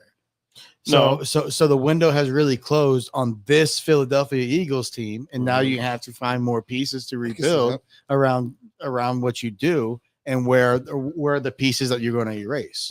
Is Devontae Smith going to get the contract that he deserves? Because that's a true number one. I mean, he's against any competition, he shows out. Yeah. Hold on, you said who? Devontae Smith? Devontae Smith. He's a baller. Because I mean, he's at the same time as Waddle. So that he's playing on his last year this upcoming season. So you're going to have to figure out where that money goes, how to get it. Because again, you paid a quarterback top tier money. Yeah. You broke kind the of got market. exposed this year too. Oh, Jalen Hurts. Yeah. Yeah, Jalen Hurts. It Kind of got exposed. And to your point, though, it did look bad for the whole back half of the season. So that's a good point. But I think this seemed like a team that was well ran, it appears. Like the organization seems like they have it all together. They're all heading in the same direction. And then you have an elite quarterback that we saw the duel against Patrick Mahomes that put Jalen Hurts in that conversation, like for everybody, I think. So even when they were 10-1, though, there were questions, bro. It's not even like the only reason we didn't ask them because they were just winning. But I didn't really feel that way though. I thought that people considered them as one of the best teams in the league. At that point, they were one of the best teams. Even they were winning. They're like, man, this team. At least they're winning, but it wasn't looking like typical Eagle football. But you know what I mean? To be real though, Jalen Hurts is the same type of way that I believe some other quarterbacks are, where the guy's going to do everything he can to improve and get better. So this whole looking at the defensive line thing, I think he'll improve, he'll get better.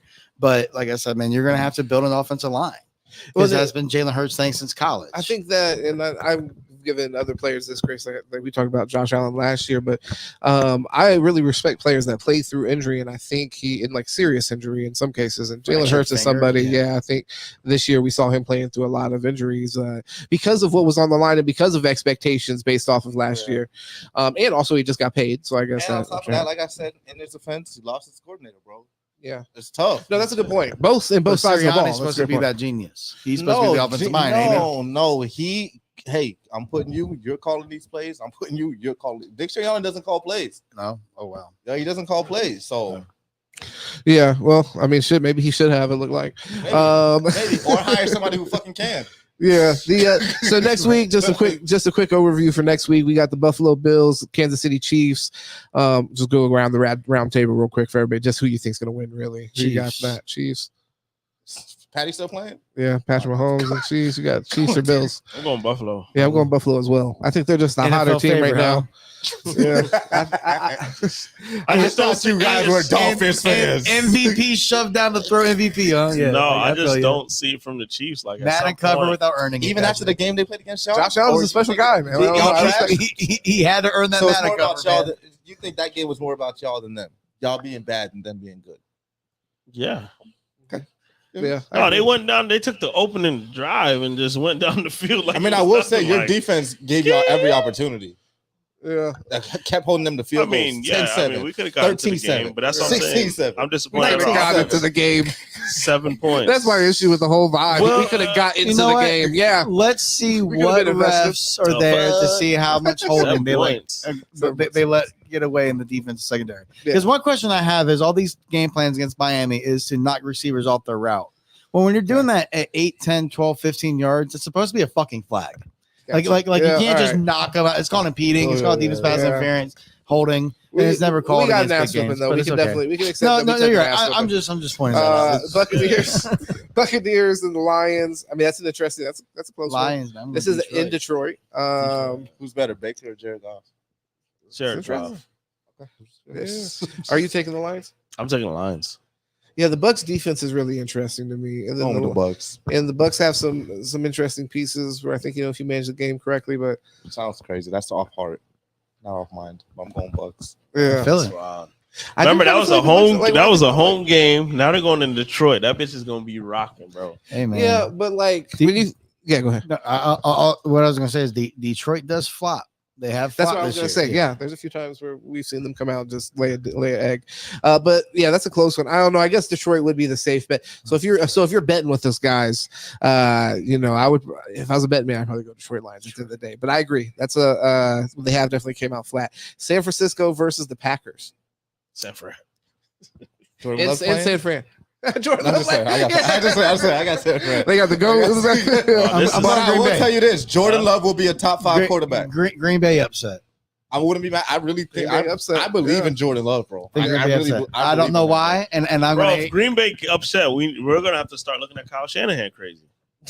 Like we're gonna have to start looking at this guy. Narratives change every week, baby. But listen, and I'll be here week to week league. Yes, it is. And I'll be here to listen to Jordan Love is the best ever. But I think that right now, the floor is going to outcoach Kyle Shanahan. I think, which I don't know why. I don't know why I said that. But I think LaFleur's a good coach, though. I'm going to eat that one. Don't bet on that one. I think but you got to have your lock of the week or whatever it is. You know what I'm saying? You're upset for the week. Mine is Bucks, so.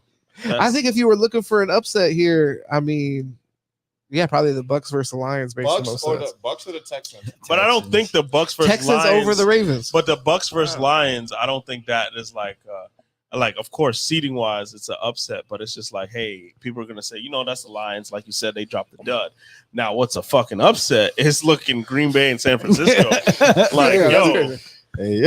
a 1 versus 7 squad. Games have happened. There's also something to be said. I mean, this would be a great coaching job from LaFleur, obviously, but there's something to be said about coming off of a really high, them upsetting the Cowboys, how they did, like having that same kind of like emotional energy and emotional investment in the game. I don't know. And also traveling across country. I mean, they're a middle of the country team, but seeding wise, Detroit's a 3 seed, Tampa Bay's a 4 seed. So that's what I'm saying. It's not right 2 there, 4. It's right there. No, I feel you. I feel you. I'm just saying, I think that it's likely that the Niners, I'm agreeing with you. I think that the Niners are just going to win that. Yeah, that's all season. Yeah. Detroit's been a better team than Tampa Bay all season. Yeah, correct. True. But when we're talking about where it is seeding wise, it's like, hey, it's a 3 and 4. Like, would the Bills be an upset in your opinion if they beat the Chiefs? No, I'm picking them, but I think Bills are 2 seed. They are. So the Chiefs are 2 seed, but we were talking about what's the spread? That's just wild. Don't get me wrong. I think that's going to be the best game of the weekend. I'm not going to be surprised if the Chiefs win, but I just think that Buffalo is onto something this year. They're on it. I just feel like, hey, Buffalo. If Josh Allen doesn't get it done, do we feel like he ever will? I think as long as he don't play Patty, he owns us, bro. So I can't tell you. Yeah, I think he can. I'm a believer in Josh Allen personally. I think that there's things with any of the problems with Josh Allen, I view them as like fixable. And like if we work on that, it's not something that I'm like, is he going to be able to put it together from like an arm strength or like a health standpoint? That was something that really the main thing that worried me about Tua, and where I'm locked in with Tua is as far as like he really proved the health thing.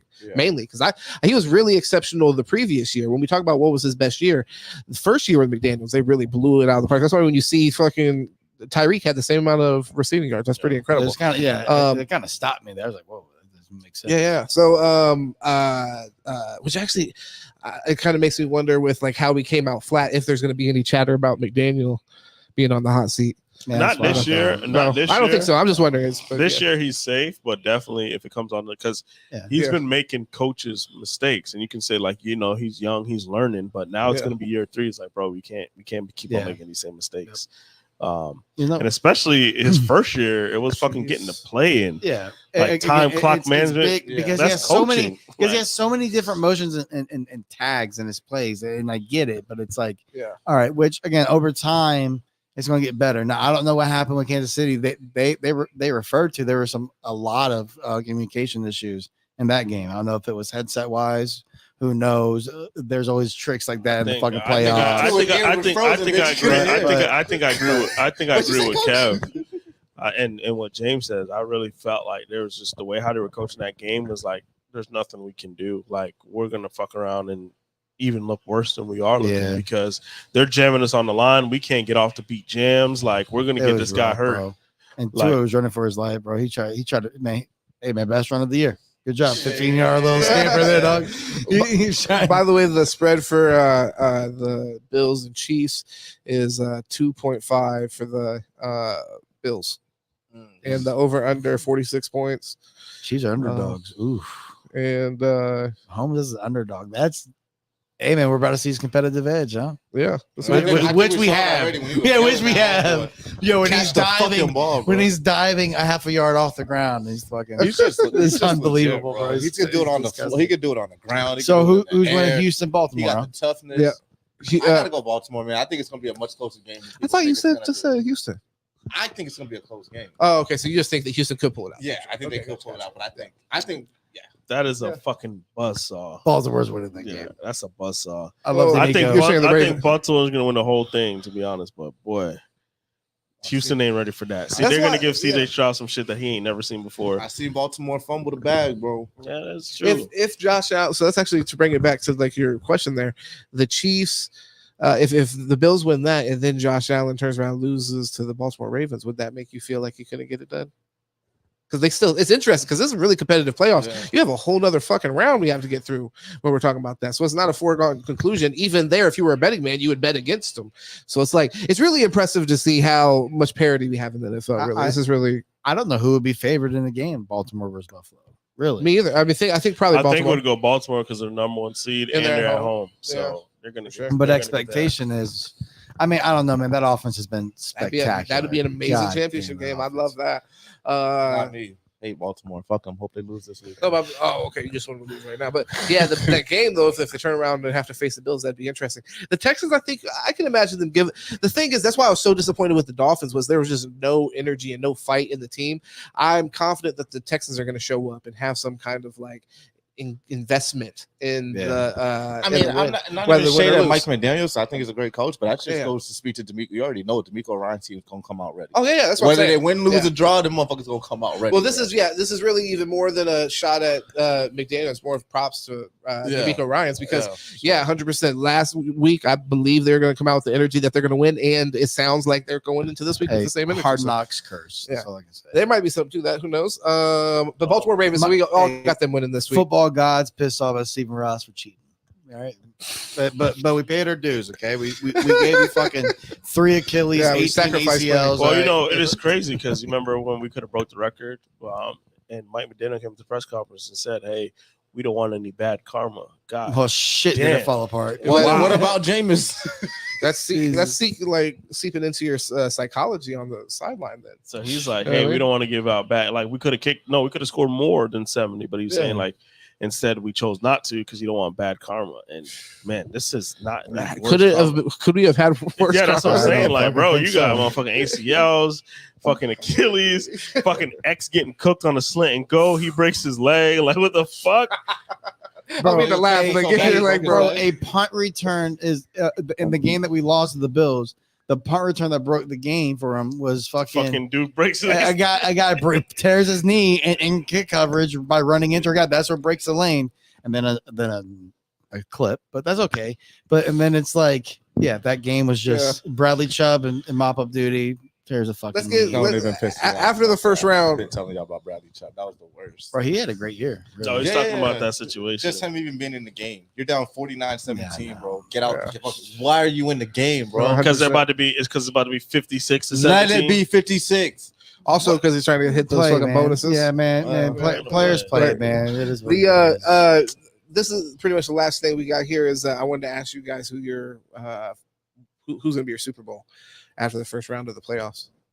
I don't know. Wow. I got B-More and I got San Fran. Okay, so now that happens, are you going with the conspiracy or the logo conspiracy? No, I'm not a conspiracy. I just look at from the NFC, they look the best. Yeah, and just from the AFC, Baltimore just looks the best. Like I don't. And think you see a repeat event. Like you see Baltimore blowing the brakes off them again? No, I don't think they'll blow the brakes off them. I think Kyle Shanahan will adjust, but I don't know who's going to win that football game. But I seen we played against Baltimore, and I was like, God damn, this is a phenomenal football team. Like no team's beating this team. Like when I saw them against the 49ers, no disrespect, y'all was losing to bad teams the whole time. So, they were. Y'all been losing to bad teams, so I'm not like.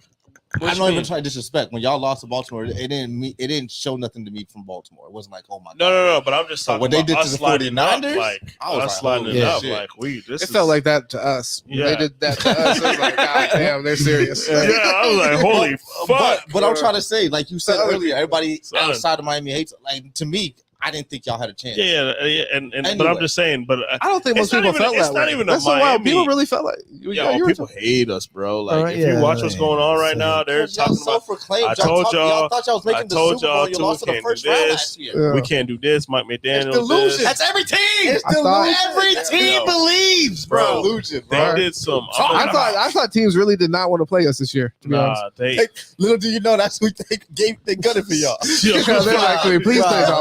But the thing is, I mean, and everything comes with the matchups. But guess what happened? The problem is that when you get to play football, that is the matchup. People are going to run the football. They're going to be physical with you. And we didn't have a team. That's why I thought we could beat Kansas City. Yeah. Now, the weather was a factor in that, but definitely. Kansas City's not that physical dominant team on defense. Like we could have been able to get guys open, like you saw. We could, you know what I mean? Tua could. I really thought we could run outside on them. Like I thought we could beat Kansas City. But I will say this though, you guys were in a lose-lose situation because even if you beat the Bills in week 18, you got to play the Bills again. Yeah, again, we have a team. That shit again. I don't know how that would. Everything sucks for us, but we would at least got to be on the season, bro. I feel that. We would have got something. But you know what? I don't know. I thought the Lions and they would have had to come to Miami though. I'm just saying back-to-back weeks to beat the team. Beating the team back-to-back weeks is hard. Well, fucking it was, bro. One of the biggest. The weather had a massive impact on that game. Like, more than what I expected. Trust me, when they were like, "It's going to be super fucking cold," I'm like, "Motherfuckers play football in cold. That's it. Just do it." I thought our offensive line would be able to show up and we could dominate. These motherfuckers were pussies on the sideline. Nope. Genuinely, like they could not handle it. Like whenever you heard anything about the players talking, they were talking about how fucking cold they were. Like, shut the fuck up and get out there and play. Like it's just an excuse. It's a crutch. All you can see is his bro. He literally laid down on the bench at one point. I feel like he's like, "Yo, fuck this shit." 3 blankets. But you're not used to it. It is a disadvantage. Oh, I'm sure. Yeah, NFL makes too much money, bro. All them outdoor teams up there, dog. Put them in the dome because it's like even the Pittsburgh game. Come on, bro. Like, how you gonna fucking play that game, dog? Like, you serious? I'm with the postponing, but I believe the elements are playing in New York, playing in Buffalo, New York. That's one of the elements of the game, bro. But you know what? You got money. But what's bullshit is that the Buffalo Bills have bitched and teams have bitched about going to Miami in the early in the year to where whenever we play North teams, we don't get to host them in fucking September. We don't get to host them in October. We get them in November and December. And it's like, oh, great. So when it's 70, 80 degrees, not when it's 100 because, oh, my God, we're on the sideline where it's 110. Well, so does our fucking Pop Warner teams, okay? Wow. Our 10-year-olds play at fucking 11 o'clock. Our 11 and 12-year-olds play at 1 on turf fields here. And they're not fucking crying like you little bitches. They are. So they are definitely crying, but not like that, bro. That's what's the point, bro. And the Bills have no. But what I'm saying is the same. Where they're like, it's not fair. It's like, no, my feet are hot. But they don't have fucking jumbo fans. Yeah. And I agree with what you're saying. With let them have that. Even though I hated the effect it was clearly having on our team, who was weak mentally in that situation. But that's the whole point. Like, if I agree. That's what I'm saying. I think that should exist. I agree. From a like product standpoint and wanting to like give a consistent product, that's where that makes sense. But I think that's not football. Yeah, that like they competed for that advantage. Wants money. NFL, right? That's number one thing. If you want money, you want to put the best product on the field. And being in not a neutral site, but having the same advantage. That makes sense. Make the Super Bowl in a fair weather or fair place environment. Don't. Yeah. But if you earned a home playoff game, you get the weather element. I agree with that. What's the point of me winning the division fight? Not when it's the fourth coldest game in fucking NFL history. Like, hey, listen, we got what we deserve, though. It is what it is. It wouldn't have been if y'all handled business. That's my whole point. Yeah, I agree with that. But Tyreek Hill's out here on fucking ice skates, bro. Like, you can't come on, dog. Like, this shit is. So is Travis Kelce. So it's the same elements for both the teams. Nah, they're used to it, dog. They got but that's the advantage. They got the practicing all week. Kansas City, Detroit. That's the advantage. That's the advantage for Super Bowl. Yeah, I'm just saying it because I said Detroit earlier, like preseason. What did you say? KC and Detroit for Super Bowl. I said Miami, Detroit preseason, and now I'm just going to stick with Detroit. I don't want Buffalo to go, so I'm just going to go Kansas City. Okay, so nice. Well, I mean, it is. By the way, the logo conspiracy that he was talking about earlier was that the last few Super Bowls they put out a Super Bowl logo that matches the colors for the teams that ended up going. I guess this would be a preseason logo, or else it wouldn't be there. And this year's better be aqua next year. And this one is it's purple and red this year, and it looks like Niners and job, bitch. Let me be the graphic designer. So it's like that. That conspiracy shit's gonna go wild, bro. Yeah, so I mean, the Chiefs in Eagles Super Bowl, the audience could see it. It was kind of like greenish and red, and the Bengals and the Rams yellow and orange. So I don't know, interesting conspiracy. This purple and red. Yeah, this year it's the Ravens and Niners. Ravens and Niners. Yeah, we'll see. For me personally, though, I think that for the Super Bowl, I do see the Bills as the hottest team. So I think they're going to ride that. Wow. And yeah, I think that we'll end up probably seeing them out of the AFC and NFC. I mean, I don't see anybody. Yeah, Niners. Niners. It's tough because it's not that I don't see a scenario where the Niners could lose. It's just if I'm talking about probability and odds, they seem like the most well put together franchise in the entire playoffs, probably.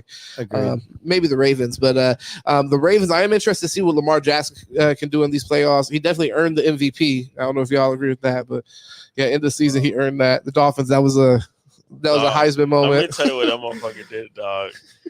He fucking dropped back left-handed, bro. Okay. Switch back right and threw that bitch for a touchdown pass to Zay Flowers. Yeah.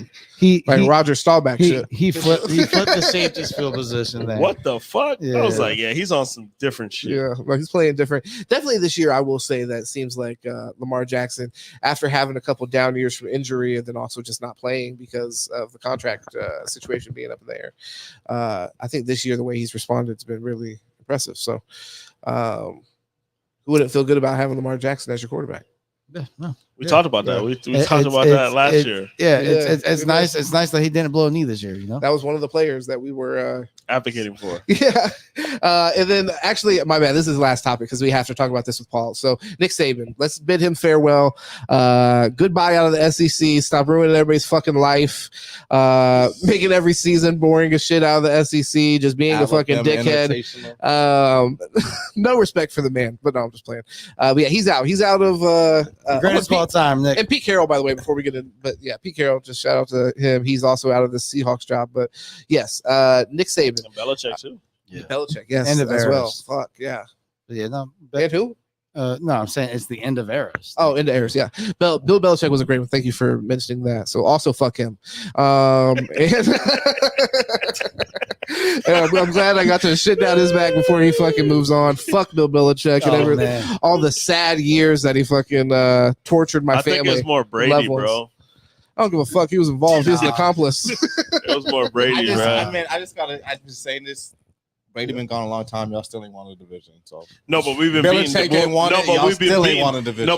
beating the Patriots though. Yeah, the problem now is the Bills, but we've been beating the Patriots than Brady had. Obviously, that's what I'm trying to tell you. And then Brady went to an all-star team in Tampa and won. And then you see the one year where Tampa wasn't really good on their offensive line.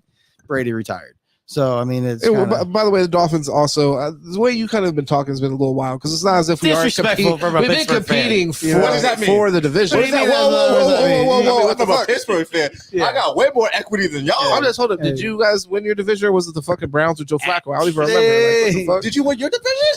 Bro, but my point is that we've been competitive. We don't want to hear that from you. Y'all been competitive, not even in the same way. Y'all are boring as fuck. We're surprised y'all are there at the end of the season. 2 years.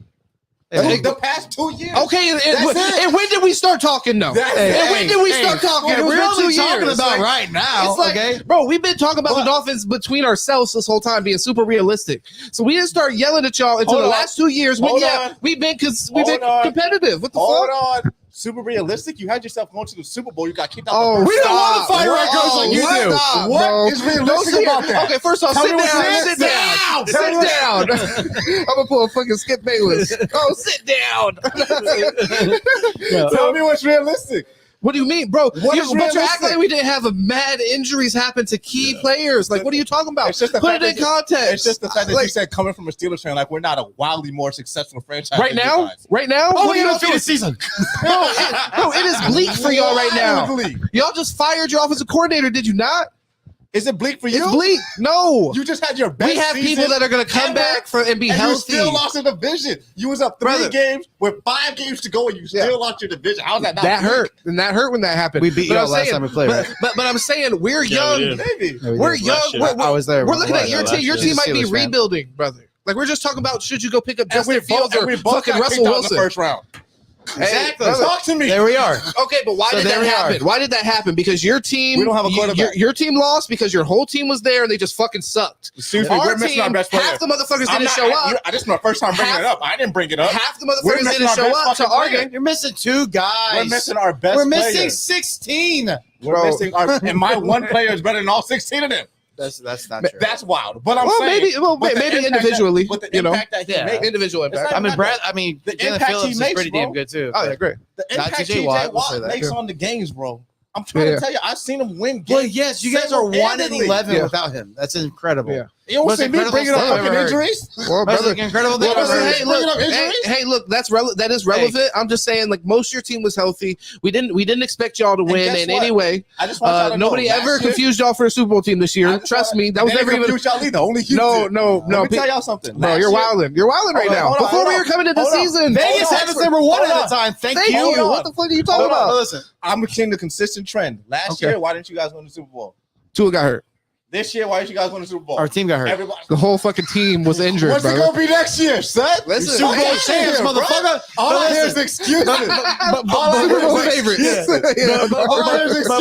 But I will say this: TJ Watt is possibly and definitely one of the best football players I've ever watched. I've never seen a defensive player really affect the game that much. Bro, you guys are down by 10, and it's like, all right, man, there's 3 minutes to go. TJ Watt just forces a fumble at the other team's 20. There it is. You guys kick the field goal. All right, next drive. Boom. So, he gets another. My biggest thing is we didn't win because we're not good enough. Y'all ain't ready to. Yeah. You ain't ready to acknowledge that though, bro. You not that's ready not what to happened. acknowledge that. We still gotta get better. No, that's not what happened. Though. Really, that's not what happened. That's not what happened. Yes, it is.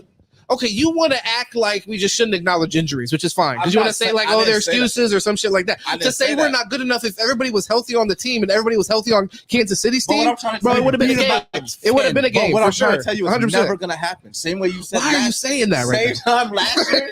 Last time. No, I'm talking about the how healthy San Fran. I'm trying to talk about the how healthy San Fran. I don't know how healthy are they? Pretty much they have all their star players. It's not fully healthy. That's what I'm saying. You're acting like it's not an extreme scenario. We lost both of our main edge rushers. We lost several offensive linemen. Like this is not like 15 different offensive line. It's not like we just lost one, which you lost the best one in the league. I'm not saying that doesn't matter. Bro. Not that would have changed anything for you, but I'm not saying that injuries do not matter. Of course they matter. I understand that. Of course they matter. But what I'm trying to tell y'all, there's no reason for you to say coming from a Pittsburgh Steelers fan. Oh my God, bro. It was disrespectful. No, it was disrespectful, but it's fine. We can move on.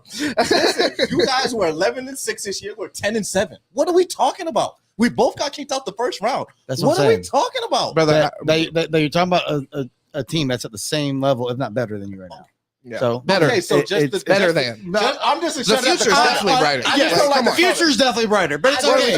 It's okay. You're bitter, and I get it. Okay, I'm not the bitter one, bro. No, I can't even believe that. I can't even believe you literally have Kenny Pickett right now as your quarterback. You don't even like these imaginary guys you put on your team. They don't even know if they're fucking interested. You can't even pay the quarterbacks you want.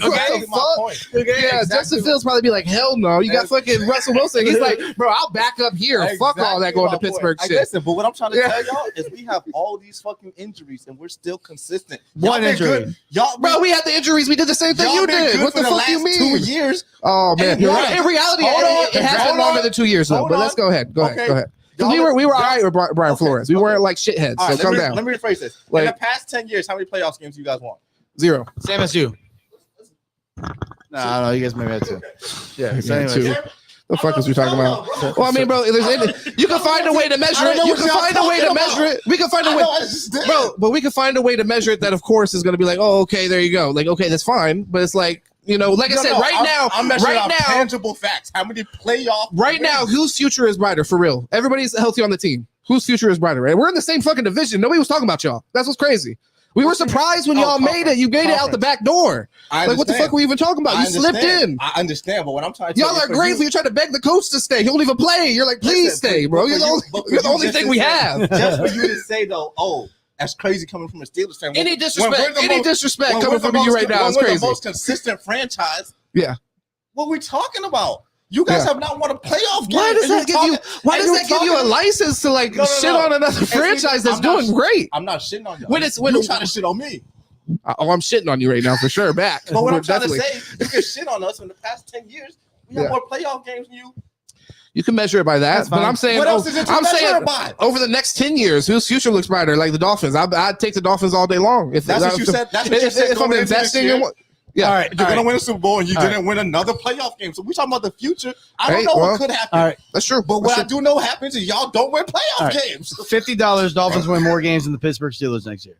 gotta see who our quarterback there it is. All right. I don't even know who his fucking quarterback is. We know who ours is. That's the wild part. That's the wild part when you're talking like this. See, you got to go. You got to figure out who your coach is. Honestly, he won't even answer the question. Y'all don't win a playoff game. Like, bro, I can do that. They asked your coach about a contract. He said, "Do not ask me about that shit." He walked off the stage. He's like, "Please don't ask me about staying here." Literally is what your coach said. He's like, "Bro, nobody asked me about staying here. That's fucking wild." He's staying, bro. All right, we'll see. Let's just be real. He's staying. I hope he's staying. He's frustrated. We just lost. Like, he's not trying to talk. Yeah. No, I feel that. And we got Mason Rudolph, bro. You guys got bigger problems. You got bigger problems. And we got the same record as y'all getting kicked out the same goddamn time. Right. Yep. And you're talking to me like my team's crazy. I mean, did y'all have the same record? Did we have the same record? No, one game. Okay, all right. Well, I just want to make sure. The facts are clear. Both got kicked out the same. Okay. time. Well, I mean, but you said we had the same record too. That was false. So it's like fucking Jason Whitlock.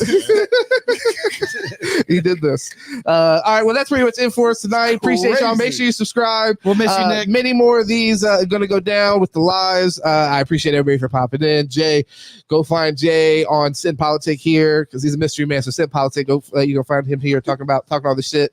Paul Balcom, Balcom B Paul on Instagram, I believe is it Instagram. Yep. Yeah, I'm pretty sure. I got this all straight. I saw it the other night, and I was like, I'm gonna remember that now. Yeah. So yeah, 100%. And then Kev, do you want him to find you anywhere? We just like ain't nowhere to find me, man. Kev, I'm in the building. You can find me on Sit and Politic. He was talking about Twitter before we went on, but that's fine. Guys, find him. Guys, find him. All right. Any John Wicks out there?